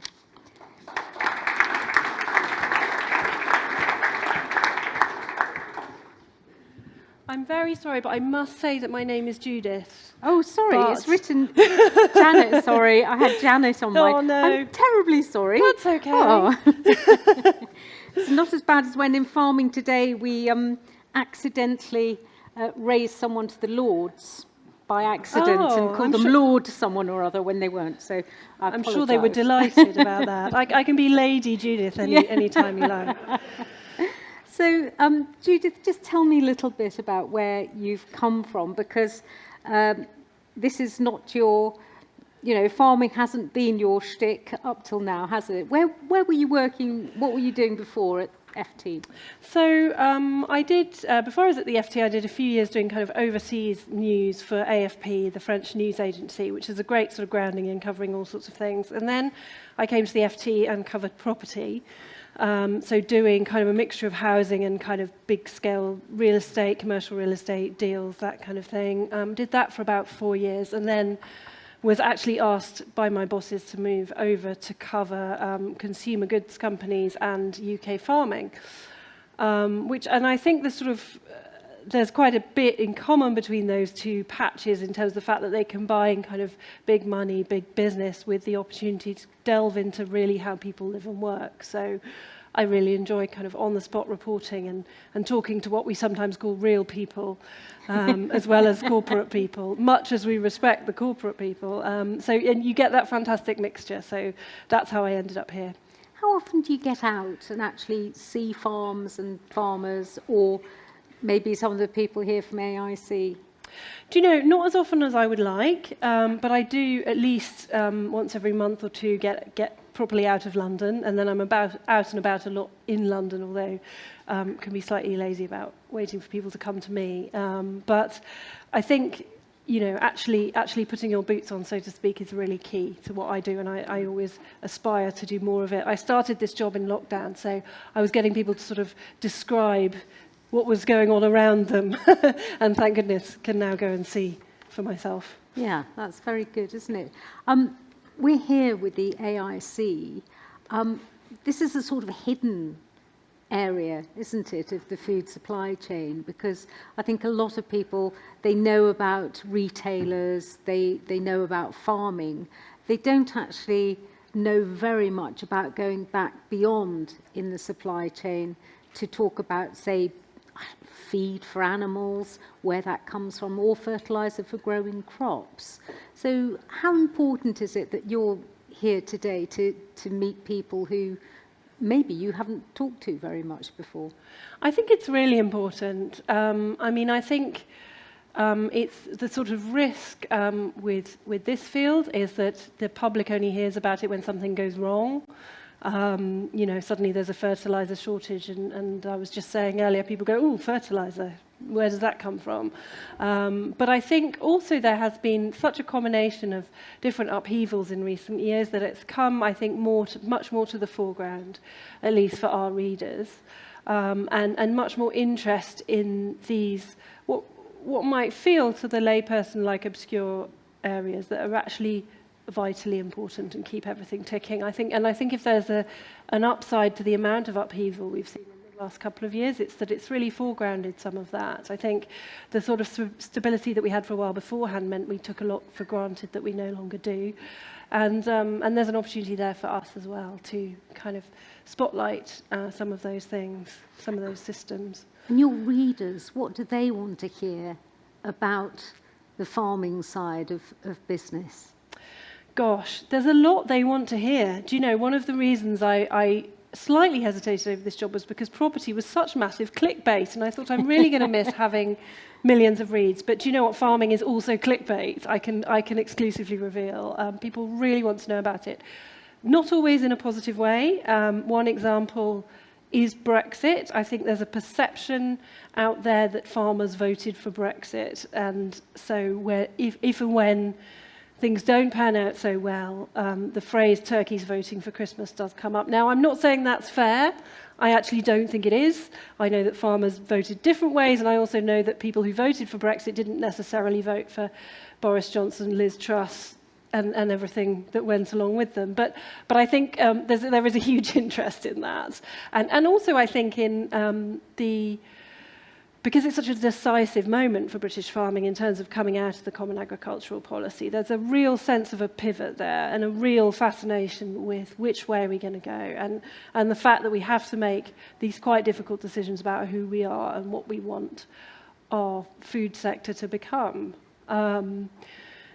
So I think that's tremendously important to people, I think. Yeah, and what about trade? Because obviously a lot of the people who are reading your paper are very involved, you know, in transactional business and stuff. What about trade in agricultural goods? Do you touch on that at all? Yes, I do. I work a lot with my colleague Peter Foster, who was previously worked in Brussels. So in terms of a lot of the technicalities of Brexit and trade agreements, he's absolutely all over it. But yes, there is a lot of interest in that. I think from a sort of opinion former's point of view as to those, or a sort of influencer's point of view as to those directly involved, and also in terms of the direction we're all going in. I think the sort of queues at Dover concept, if you know what I mean, queues at Dover and everything that goes with them, is of tremendous interest. And I think people have a sense that that's sort of where the rubber hits the road, as it were. It's kind of, you know, if you've got a truck full of meat that's rotting, that is such a specific indicator of things that have gone wrong that then sort of can be traced back. I think people are really, really fascinated by that, and I think people really feel for those stuck in it, actually. For businesses struggling to operate, you know, obviously we've got huge business readership, and you write these stories about people simply unable to, you know, carry on selling their cheese or you know, indeed supplying the inputs to the cheese, and it really does strike a chord. I mean, I think there's also we've got quite a diverse readership politically, and so I think there's also a lot of interest in, is farming just like any other business? Sort of that question. Like, can you treat farmers the same way that you treat factories making widgets? And we certainly have a contingent who think that you can, and also a large contingent that think you absolutely can't. and I would say the ones who absolutely can't are the farmers, aren't they? Yes. It's a really interesting connection, isn't it, between business and family. because if you're talking about a on the farm, farming business, you're talking about the whole family, aren't you? Which is quite unusual, isn't it? Yes, I think that's right. And I think, I mean, I wrote, just to blow my own trumpet, a piece about, you know, is this the end of the family farm a little while ago? And of course, I wasn't really saying it was, but that was the kind of attention-grabbing headline about family farms and how they're developing, which was really popular again, I think, because the nature of the family business is sort of very epic in a way. It's a story that goes back centuries, but also that connection to the land that I think people are aware that a lot of us don't have. And I think that's really draws people in. And sustainability, farming in a sustainable way, is that of interest as well? I mean, are you, you know, when you're talking about affordability of food, higher costs of production, where the sustainability comes in with providing food that people can afford? I think it's of huge interest. I think there's a high awareness of just how difficult that is, of what a tremendous transition is underway. And I think there is also a certain amount of perception that farmers use a lot of pesticides and don't want to change. Again, not saying that's accurate, but there's a sort of stereotype there waiting to be challenged. And I think there is a huge interest in agricultural technology, in innovation of a green type. I think it's just absolutely fascinates people. There's something about that niche, you know, everything from vertical farming, overhyped, to kind of animal feeds that reduce methane emissions. It's just absolute fascination. I think you know, innovation in the sector is just absolute catnip, I would say. And so when you're talking about farming to your editor, say, what do they want? Because, you know, you always find, don't you, that someone is saying, oh, well, this is a story, that's not a story. But actually, you know, I think I'm just thinking about that question because I have some editors who are from farming families and they have quite different interests from the other editors, which actually I think makes for a really good balance. I will often get asked about some quite specific detail of the Sustainable Farming Initiative and should we do a story about how this is going, which is great because it keeps me on my toes. I have editors who know the detail, you know, better than I do and keep us going with it. But I think sort of beyond that, I think there's definitely appetite for stories about farming as sort of a system, how the system works and what happens when it gets disrupted and how it adapts. I think there's also a lot of appetite for farming stories. There's stories about where the country is going. I mean, no pressure, but you know, with that Brexit pivot. I think there's also a lot of appetite for stories about regenerative agriculture, actually. I think stories about James Rebanks and others like him are tremendously popular.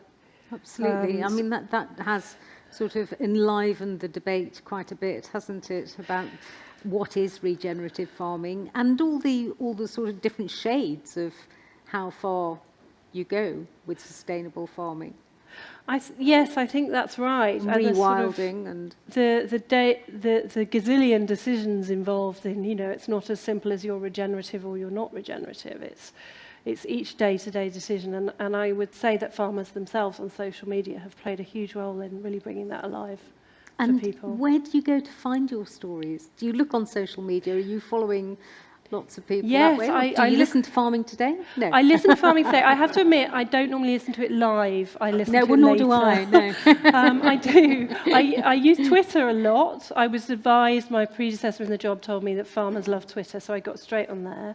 I don't use TikTok as much as I should. I gather there's a generation of farmers on TikTok that I ought to be. Oh, wow. Yeah, well, the FT did a story about it, and it wasn't by me. So I was outraged, so I'm going to get on there. Oh. Yeah, I do, and I talk to people. There's no shortcut to that, really. So, you know, email me, judith.evans@ft.com. There we go. And That's an invite. I mean, people, yeah, it's people get in touch as well. It's a very interactive job, and lots of people with lots of things to say. So. And what about you? Where do you come from? Is there a part of the country that you're connected to? And yes, I'm from Bristol and lived in Somerset for a while as a child. So the Mendips, I suppose, I wouldn't call them my home turf because I haven't lived there again as an adult. But and did you have a countryside upbringing at all, would you say? I think so, yes. I mean, our nearest neighbours were farmers. I wouldn't want anyone to quiz me on it. I don't know how much knowledge I've come out of it with, but I definitely grew up around people who, you know, wore boots and cleaned up manure and were on the sharp end of, you know, policy as well, and in an area that you can see changing over time. So I think... yeah, I wouldn't want to overstate it, but I think a period living in the countryside and in kind of farming country was great. So what are you working on at the moment? Is there anything that you've got a bee in your bonnet about that you want to explore? Oh, I've got so many bees. I've got so many bees. So a big bee that I want to cover, probably in a big read, is about kind of the idea of the true price of food, which... I think, you know, as we know, we've had very cheap food by global standards for a long time, and don't need to tell anyone in the room about the inflation, but I think there is also this sense, coming back to sustainability, that we haven't priced in all the costs of different foods, and that there may need to be, or maybe, you know, if carbon trading and so on really gets off the ground, that there may need to be some really substantial changes there. And I think that's an easy thing to say from a slight Financial Times ivory tower perch, you know, where a lot of our readers are buying lovely food, which is made in great surroundings and costs a lot more than what other people have to live on. So it's not a topic, I think, to be covered without a sense of how important cheap food is to a lot of people. But I mean, it's obviously a huge issue, but I'm going to pick a niche of it and do an FT big read about that sort of... Actually trace yes, something exactly. all the way through the food chain. Exactly, and look at some of the kind of... So would you look at the chain that the agri-supply chain here?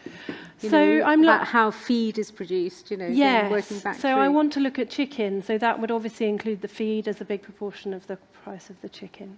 So that's roughly my idea, is to kind of trace the cost life cycle of the chicken and talk about, as others have done, this sort of the end of the £3 chicken.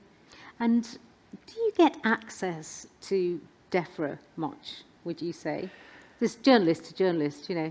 I mean, do you find it difficult to communicate with government and finding out about government decisions? Because I think a lot of people here, I don't know, how many of you read the FT? Yeah, you see quite a lot of you, don't you? Hey. You need to know, we need to know these things, don't we? We all need to know what's going on, but sometimes it's a bit knocking on a blank door, really. It is. I mean, I should be fair and say that I have amazing colleagues in Westminster who are able to often give us the inside track. But from my own point of view, I find government very defensive with the media and very anxious to sort of control the media coverage in a way that, you know, frankly, is never going to happen. I mean, I think they could gain by being a bit more open and a bit less hostile. Is that too strong? Maybe that's too strong a word to use. But I don't know. I'm sure it looks very different from the inside, but I have a lot of thoughts about government press offices. And finally, what do you want to hear from people here? What sort of feedback would you like to hear? I'm really interested to hear about important innovations, really interested to hear, and about kind of experiments in different ways of doing things. And an absolutely classic FT story is, here's someone who's experimenting with doing something differently. Could it catch on? And I like those stories also because they prove that we're not all about the bad news, which I think is important. You know, as journalists, we can't just be banging the negative drum. So, and I'm also Another area I'm really interested in is meat production. I feel like that as the emissions awareness grows, I think the meat industry will be more called upon to kind of defend its existence. And I think, you know, the fight back is there, but I think it's where there are skeletons in the closet, they will be exposed, and I think it's just a bit. I think there's much more re-examination of the idea of eating meat. I don't want to overhype this because obviously meat sales are perfectly strong and it's not the end of it, but I just think there's a much more conversation around it from first principles than there was even 5 or 10 years ago. So I'm really interested in that as well. Well, Judith Evans, thank you very, very much for talking to me today. That's lovely. Thank you. Thank you. Stay up, we'll have some questions later. Sorry. Yeah. Sorry. We're going to take some questions a little later. But first I'd like to introduce Gavin Hodgson up to the podium. He's the Director of Agriculture, Horticulture and Aquaculture at Sainsbury's, talking about the impact of cost of living crisis on managing the agri-food supply chain. There we go. That's what I'm telling you, Gavin, you're talking about. Yeah, okay. There it is. Yeah, it maybe is there, but we'll see what the pack actually plays out to say. Okay, yeah, that's fine. So hi, my name's Gavin, and would probably have one of the longest, most ridiculous titles in the business. So there's a driver for going for CEO. It's a bit easier to say. So what did I want to talk about? And I suppose just sort of stepping back. So generally speaking, I've been about 23 to 24 years-ish working. So I started that as soon as I left school. About half of that I've spent in farming. I'm not from a farming background. And I've spent that on a wide range of farms, big farms, small farms in this country, outside of this country. And then the other bit of my career I've spent in the processing sector, and then I've spent 7 years at Sainsbury's. So why do I say that? Well, I say that because I want you to know that I've seen 3 core bits of what we call today as a supply chain. Equally, I want you to understand that I have an understanding of big farms and family farms and everything that sits with that. But I've been really fortunate in, and I wouldn't maybe say that every day, but I've been quite fortunate in seeing another couple of bits of the supply chain. So I think it sort of gives me a bit of a unique view. The thing that I wanted to talk to you guys about today is the customer, and it probably makes a bit of sense that a retailer is going to stand up here and talk about the customer.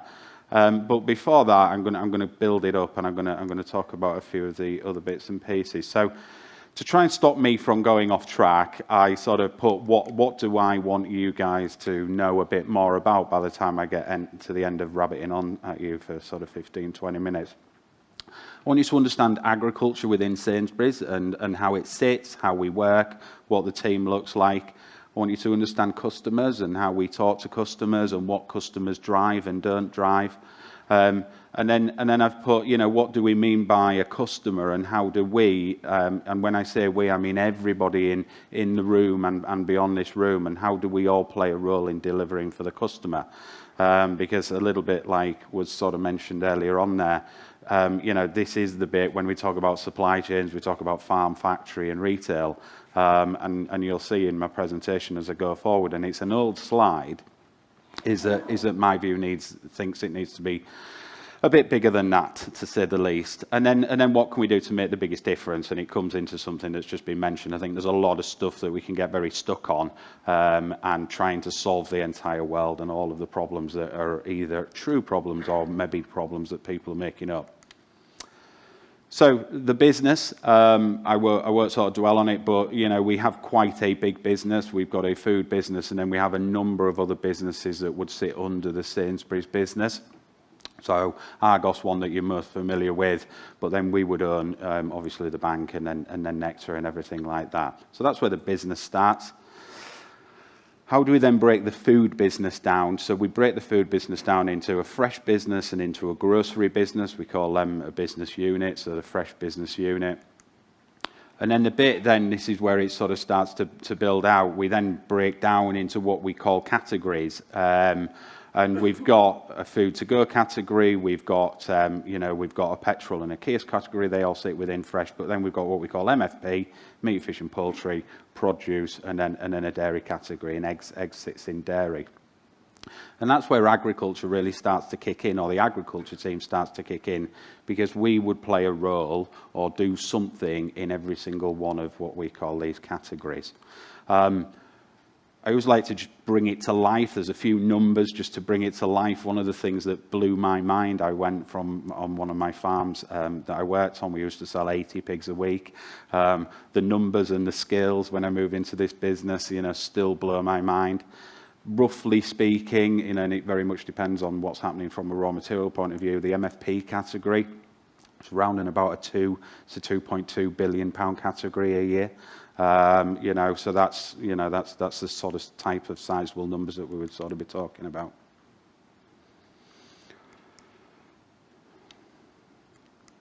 Oh, there we go. So, Team Agri. Why did I go work for Sainsbury's? Well, I first met Sainsbury's when I worked at Bishop Burton College, and I used to run the pig unit at Bishop Burton College. And I went to present about what we were doing there at Bishop Burton College, and I went to go and present to what I thought was just a group of farmers that were coming to learn about what we were doing there. And actually I presented to Sainsbury's, and it was the Sainsbury's Pork Steering Group is what it was called then. That's when I started to understand that retailers actually had some sort of agriculture team or had some sort of interest in what was going on in agriculture. And then over years I learned that Sainsbury's actually did have quite a big voice in agri. They did play a big role in agri, and we genuinely would have a lady called Judith Batchelor to thank for that. She's been a massive sponsor of what we've done, and has been a real protector, I suppose, of agriculture within Sainsbury's, because we are that team that a lot of people don't understand. We do a lot of stuff that they don't understand, and we love. So the guy that picked me up, he used to work for Sainsbury's, and one of the first things he said was, a restructure. We love a restructure, and this is a prime team to get hit with that. So we have a massive agriculture team.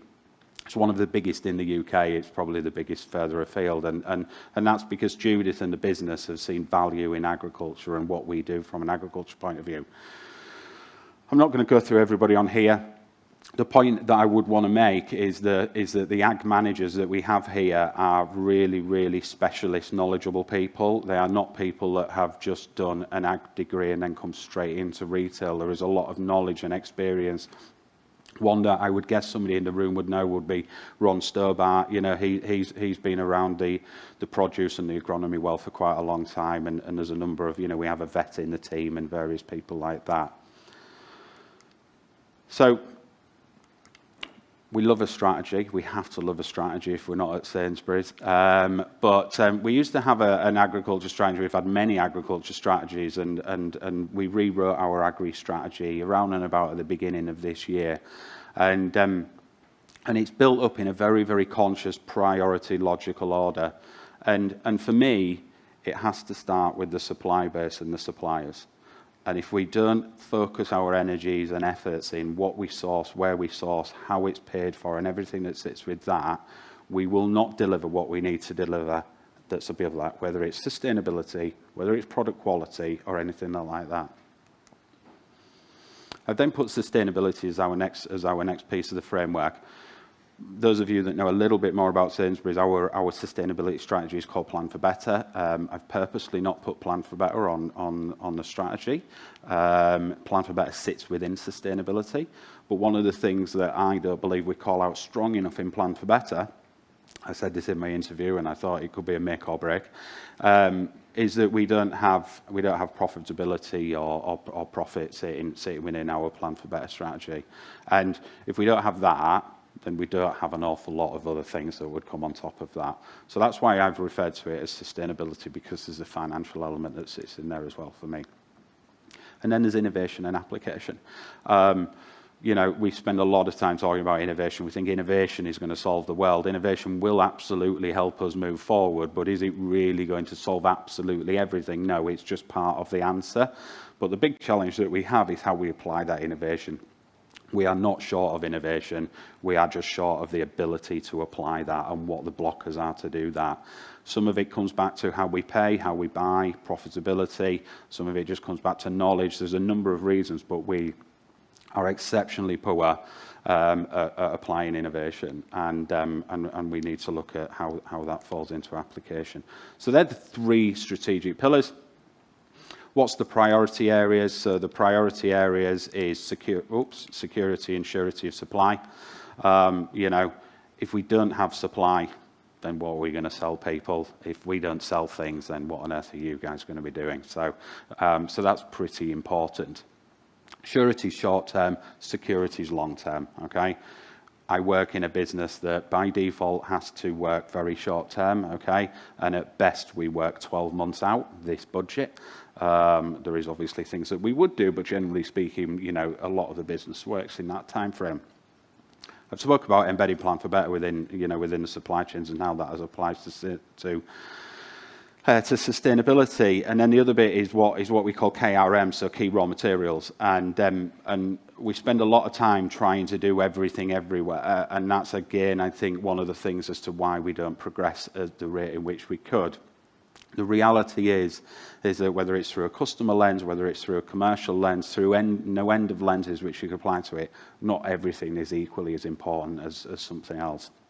So we have a key raw material strategy. We then are starting to think about very differently about how we would work, buy and source those key raw materials. So what do? We have a broad remit. We're not buyers.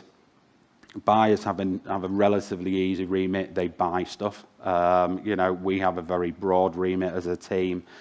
We run what we call development groups. So that's groups where we do work specifically back down to farm level. That's not just so that we can tick a box and say that we do it. We do that for a strategic business reason. So we would do that in dairy. There's a few examples there, not all of them, and pork, and then globally we would do some of the more produce-based supply chains. Get involved in sourcing. What standards do we do? What standards do we use? What do we evolve our own standards for? Equally, then, what do we need to go above standards and baseline accreditation? Innovation, I'm going to cover quite a few of those points in innovation. And then as you saw from the org chart earlier on, we have a huge data, or not a huge, but we have a big data team. Within my team, everybody wants data. We've spoken about data for years. It's more about what does that data tell us, and what does that insights, and what does it help us do. So, you know, so we do quite a lot in the data space. I purposely put some numbers on here. The person that helped me with teaching me how to present, and you can judge whether it's any good or not at the end of it, but she said that you're meant to give people an interesting big fact that they can go away with.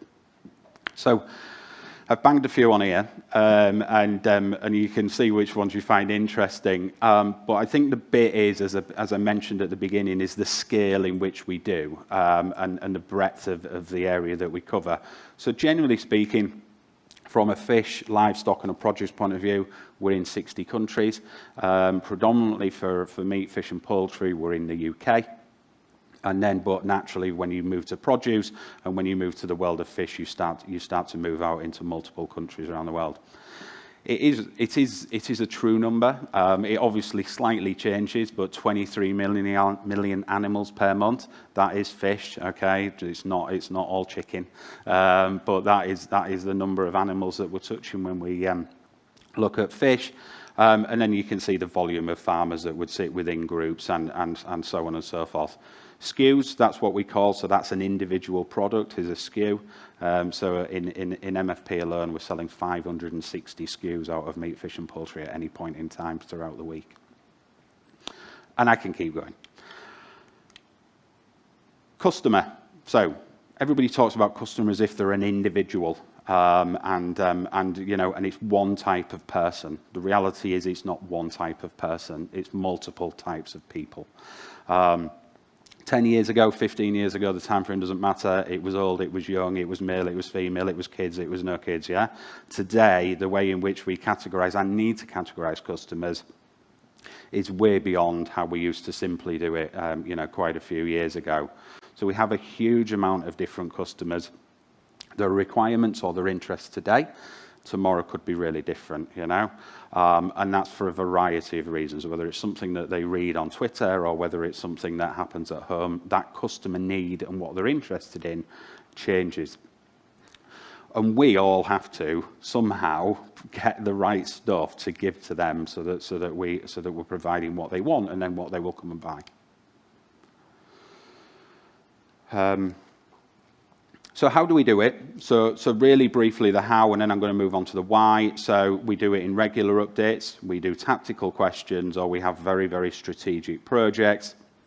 We can measure consumer behaviour.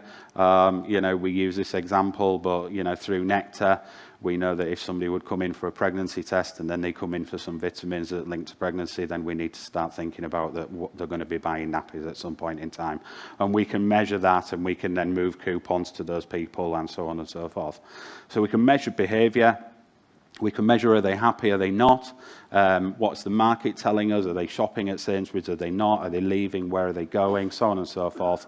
And then we can do loads of ad hoc pieces of work, third party and the internal data bit. So why do we do it? Well, we do it to understand what's on their mind short term, what's on their mind long term. We do it so that we can build brand recognition and we can talk backwards and forwards to a customer. And we want to understand why people are moving from one place to another and what is driving that shift. And there's a whole host of stuff that we've put on the slide there to sort of give you a feel of the volume of stuff in which we would do that would be focused around a customer. So then to bring it back to stuff that would then really start to sort of impact this room without you knowing it, is it then helps inform what we do from an occasion point of view. So what are we going to put in at Christmas, whether it's an MFP deal or whether it's a dairy deal? Are customers going to want to be spending more this Christmas? Are they going to want to moving into the premium stuff, or are we going to need more of the core, etc., etc.? Equally as well, what's the trends and what's the innovation? So slow cook, that's the stuff that you would buy where your ribs are and things like that. We know that that's a growing area. Equally, we know that we need to get more of our core meat into those areas. So then therefore, what recipes do we need to do in that space that's beyond just ribs or pulled pork? And we would bring that in and make that work. And then health, etc. So we talk a lot, I think it's been on the screen already, supply chain. Farm, factory, retail. That bit works, okay? It's a very simplistic way of looking at it. But I think that we need to think about how we look at this differently, and this plays into this room. This was a slide that was presented years ago. We talk about supply webs, people talk about food systems, it doesn't matter. The point is that it isn't just the farm, it isn't just the factory, and it isn't just the retailer. It is, whether it's an agronomy expert, whether it's a feed wholesaler, the list goes on. Anybody who is feeding in to that middle bit of the supply chain is part of the supply web and has a responsibility to make sure that we're doing the right thing for the customer and to make sure that we're doing the right thing for the entire industry that we're all involved in. And I think I never spoke about the customer whatsoever until I started working for a processor, and then obviously by default I started to talk about a customer a lot in my role now. So I put this on because everybody talks about that the retailers should do loads of things. If something goes wrong, it's the retailer's fault. And we're the ones that can just come in and make all of the problems go away. I think to some extent there is truth in some of that, but it definitely, the interesting thing that I've learned is our ability to actually influence some of the stuff that happens further down the supply chain or web is actually relatively limited, and that was quite an interesting thing for me to learn. So I think our role fits in all of those boxes. Equally, my challenge back is I think everybody else's role fits in most of those boxes too. But the point is that there's quite a lot of stuff that we can get involved in. So when we get it right, there's a few people in here that sort of know me. My background is predominantly pigs. I spent most of my career, give or take, in pigs. So the pigmen can't really stand up and not talk about pigs. But what can we achieve when we get it right? When we get the end-to-end model right, you know, we can reduce volatility and we can make it more financially stable for everybody through that supply web. We can make sure we get the security of supply. We can get that ring fencing element, but equally we can do the security supply of the right raw material. That's the quality bit. We can then start to have different conversations, as we've done in our TTD pork supply chain, where we've gone, it's not just about pig, it's not just about pig meat, it's about driving quality, and we set a specific agenda as to where we wanted to go from a quality point of view. And that worked all the way back to genetics that started their lives in Sweden, and then we brought a genetic program back over here. So where are we today? We've got an award-winning product. It's consistently been award-winning. We sold it at the right price that aligns with everything else that is going on in that world. And you know, we've seen a 16% increase in volume market share over the 5 years. Why should that bother anybody in the room? Well, if you're remotely involved in that pork supply chain, then you should be interested, because that's growing your volume that is indirectly linked to that supply chain. So when we get it right and when we get the objectives right, we can really move the dial. I spoke, what do we prioritise first? Is it lack of sustainability? Is it the customer? Is it the risk to supply? Is it the business value? I think that's really complicated, and I think it's different for different areas. The thing that I would prioritise, and it goes back to the first point in the strategy, is how we structure the supply chains that we work in. I think some of the ways in the way some of them are structured, it definitely inhibits progression. So beef. We are going out and we are going down a journey of doing an integrated beef supply chain. This is quite significant. It's not one that will just do a few thousand animals a year. It's one that would have an objective of doing 60,000+ animals a year. And it's removing some of the fragmentation in the beef industry, so that we can get some of that alignment and we can drive some of that consistency and that quality and things that have been missing from a customer and a beef point of view. Why have we had to step in and do it? We've had to step in and do it because the industry hasn't done it. So we've had to bring some of that infrastructure in place to do that, and that's what we're doing here. But it starts with that supply chain and that supply chain structure. So I'm moving quick. The other point is, as I mentioned earlier, is that we can get stuck on a lot of things. I think we can get stuck on, and I bet it's going to come up in the next 5 minutes, regen ag. You know, we can get stuck on meat is bad. We can get stuck on a number of things that is going round at the minute. But my point is that I want to move us to just one thing, and that's what I'm doing with our business and our strategy, and then we will move to the next one thing. So, I don't read much, so when I do, I like to talk about it a lot, and I read this one book quite a few years ago, and it's been in a lot of my slide decks ever since then, and I sort of don't really apologise for it. For those of you that have read it, hopefully you'll understand why I think it's good. For those of you that haven't, I'm going to save you reading it. I'm going to tell you roughly what it's going to tell you. And what it talks about in the book is it talks about the domino analogy. And it talks about the fact that in business, in our lives, in world, we can get very, very, very bogged down in a number of things. And we can try and move everything an inch forward rather than moving the right thing a mile forward. And if you get that first domino and understand what that first domino is, and you knock that first domino over, then by default, everything else then falls into place. It sounds really easy, but I'll sort of finish with the bit of my first domino is how we structure the supply chains, how we pay within the supply chains, how we create what we want to achieve from those supply chains. And I genuinely mean we, as in everybody that's involved in that. I think once we create that and we get that right, then we can solve lots of the other things a bit easier than what we would. So hopefully I've achieved what I set out to achieve. There's questions, I believe. Yes. Thank you very much indeed, Gavin. Come and join us for some questions. Thank you very much. We've been talking all day about disruption to chains. Your just one thing is trying to solve a problem, isn't it? To sort of set everything out. But when you have disruption and when you have unexpected events, which we have had over the last 2 years and seem to have got worse just over the last couple of months maybe, because you talk about structure a lot within Sainsbury's, how flexible can you be, really? How fleet of foot are you when disruption really happens?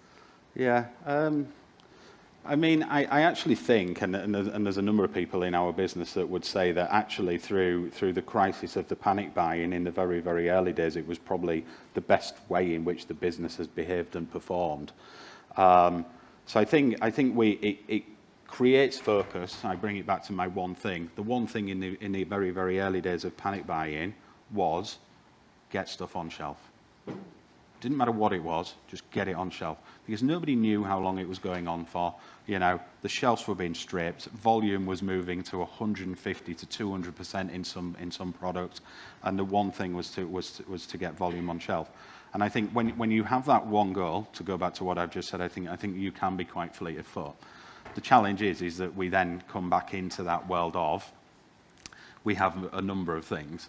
But obviously, some of the supply chains can't react as quick as what we would need when you're in a world of panic buying, yeah? So do you think this supply chain, do you know what they did? Was it evident to you that they stepped in? They were key workers, actually. Oh, well, totally, yeah. I mean, I think it was really evident. I was on a thing last night where they were talking about resilience of food supply chains, and people were referring to that the food supply chain wasn't resilient. And I'm like, well, that's absolutely ridiculous. I mean, you know, you look at what it's delivered over the past number of years.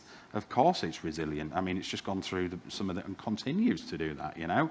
And we put on there. So, you know, everybody rallied together, everybody did the bit that they needed to do, and we managed to keep the shelves stocked and, you know, and give people what they needed at that point in time, which was toilet rolls and mint. It was. It's what we all wanted, wasn't it? Let's have some of these Slido questions. There's a question to Judith here, which is quite nice. Do programmes like Clarkson's Farm make the challenges of farming more accessible to the masses? Do you think your readers might have watched Clarkson's Farm? Yes, yes, I do. Yeah, I think did. A lot of them have. I think it's made some of the challenges of farming more accessible to me, and I think there's a positive feedback loop where I speak to a lot of farmers who say that they really like it and they see, you know, a lot of what's genuine and important in it, and so therefore I take it seriously. Yeah, I do think. I think he's done a tremendous job with that, I would say, and I think it's been very timely, because I think this is a really important time for people to understand what's going on with farming. It's just so pivotal. Yeah, I think he's pitched it really well in terms of he doesn't hide away from the fact that he's being handed loads of money by Jeff Bezos. Well, he and yet talked he's about very money, empathetic. which is a lot of farmers won't talk about money, and he did talk about money. So he did talk about money, and money is where it's at, and I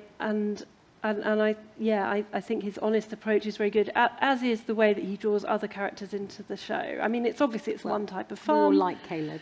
We love Caleb. Yeah, I would go that far. Very good. So yeah, I think it's been great. I think now you need a Clarkson for each type of farming and each part of the country. So you need arable Clarkson, Highland Clarkson.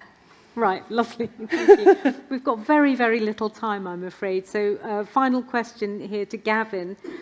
What does Sainsbury's do? No, it wasn't that one. It was my farmers one. Yes. From a supermarket point of view, what could farmers be doing better? Yeah, it's a good question. I know people would always say that. I think the one thing that I would do, so if I went back to farm, is maybe a slightly easier way of answering it. If I went back to farm, I would consciously be pivoting and moving my business that is more focused with the customer in mind, and that's why I did the presentation that I did. You know, if I think back to when I first started, my customer was Cranswick Country Foods that I sold the pigs to. Yeah, that's knowing what I know now. That's the wrong way to look at it. The customer that I was selling my pigs to is the person that walks into a store to buy that pig meat. And I think that if we can just have that our customer is somebody who is buying our product more in mind, And I know market prices drive it, and relationships drive all, like I get all that, yeah. But if we can just have that in the back of our mind, then I think that would be better. But can you help farmers do that? Because just saying to a farmer, look, you're producing for a customer who's walking through the door, doesn't help them do that. They might know what that customer wants or feel what that customer wants, but actually getting that off the farm before it gets to you is quite difficult, isn't it? Yeah, I think we do stuff, you know, the development groups, you know, that's us building relationships and making people understand, you know, what, for us, what's happening at farm level, and then farmers understanding what's happening from a customer point of view. So I think we do that. I go back to my point of everybody thinks that we can solve the world, you know, that is not all of our job, you know, there is a number of people or organisations that should help with that. You know, and we should create the drumbeat. But yeah, we absolutely can and do play a role in that. Well, thank you both very much. I'm quite conscious that we've reached the 3 o'clock time exactly, I think. So unless there's anything burning question from the floor. No? Okay. Well, thank you both very, very much indeed. Thank you for joining us. Thank you. Go and take a chair. So I just wanted to say thank you very much for having me and inviting me to chair this conference. I mean, my takeaways that I would take with me is, you know, you all do a job which no one notices, basically. You are supplying farmers with what they need to grow the food that we eat and distribution, etc. But actually, you don't sing your praises enough, and not enough coverage actually gets made of industries like yours, which are in the background. But without you, there wouldn't be any farming. So you are very important, and I think you need a little bit more profile because you are important to the whole industry, not just the whole industry, in fact, to the whole country, to getting people fed. You have faced disruption, and we've heard all about it today. And it is amazing that you, I think, all stepped up to the challenge to keep your businesses going throughout very severe challenges with COVID, with Brexit, and with the latest political disruption as well. So I hope you found today interesting and stimulating, and thank you very much for coming.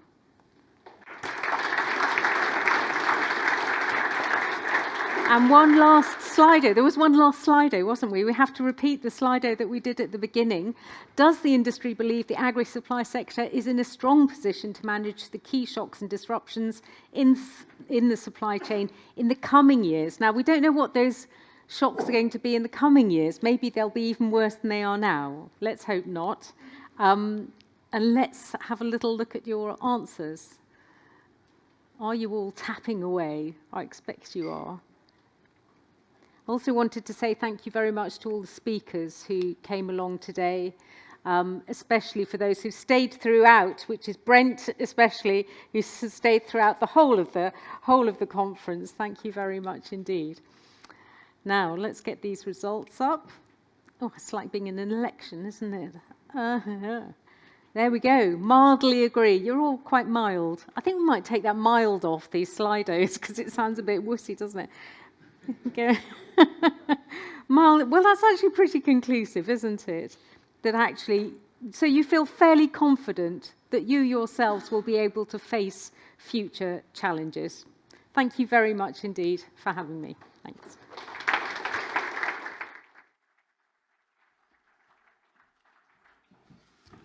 Thank you, Anna. Ladies and gentlemen, what an informative day we've had here at the AIC conference.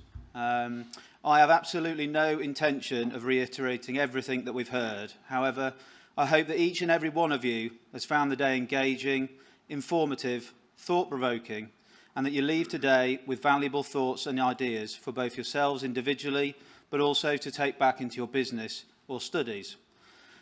There are a few highlights that I would just like to bring out and some key take-home messages. We had a number of phrases that I picked up through the day. Big ambition, vision. Not just thrive, but survive. not just survive but thrive, sorry, get it right. Plan for better, I think that was a great one. And also I learned about a supply web. A few of the other take-home messages, obviously we face a period of lots of challenges, both in the short and medium term. Every speaker, I think, today mentioned inflation. Tom gave us his 4 Fs, feed, fuel, fertiliser and finance, and 3 of these were also picked up by the Welsh Minister. Great to hear from the DEFRA Minister that food security is on the table, and actually from the devolveds as well. The one challenge within this is that Alan and Tom both raised the fact that self-sufficiency is probably decreasing currently. So, as we said, great optimism, but we need to see something in terms of policy action. Other things that we've picked up on: productivity in partnership with nature in a sustainable way. This was mentioned very much so by the Scottish Minister, but I think we would all share that view that it's not just one or the other. It's not productivity increase or environmental protection. The two things can go hand in hand. Many people also mentioned people, and obviously I mentioned that in my opening address as well. Access to labour is one point, but then also the investment in the people that we can bring into the industry. The final one I wanted to mention was data. I think everybody mentioned data. And the importance of how we use it. We get an enormous amount of information, and Alan made a really interesting comment that the importance is to be able to analyse, assess and act, and then repeat. One thing just back on sustainability, and I'll be really interested to listen and read Judith's piece when she does the supply chain of the chicken. But we've all mentioned sustainability a lot, and it is really important. So, from an industry point of view, I think the positive is that we are a strong and resilient industry. And thank you, Anna, for your kind words about how the industry helped food security during the pandemic as one point. And the final thing for me, in just wrapping up this before some thanks, is the importance of our trade association. Robert's comment from the intro is really pertinent here, and that is we will go a long way together. So a few thank yous. On behalf of everybody, I'd like to say thank you to Anna for keeping us on schedule and at times challenging our speakers. Next, to all of our speakers, can I say a heartfelt thank you for your presentations and engagement. We fully appreciate the time and effort that goes into these both beforehand and obviously today. To our sponsors and partners for their continued support, which is a key component of the success of this event.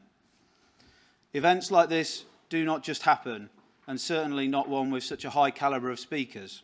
So I thank the AIC team, led by John Kelly, our Chief Operating Officer, for all that they have done to help shape today, and especially with coping with all of the uncertainties and changes up to the day and on it.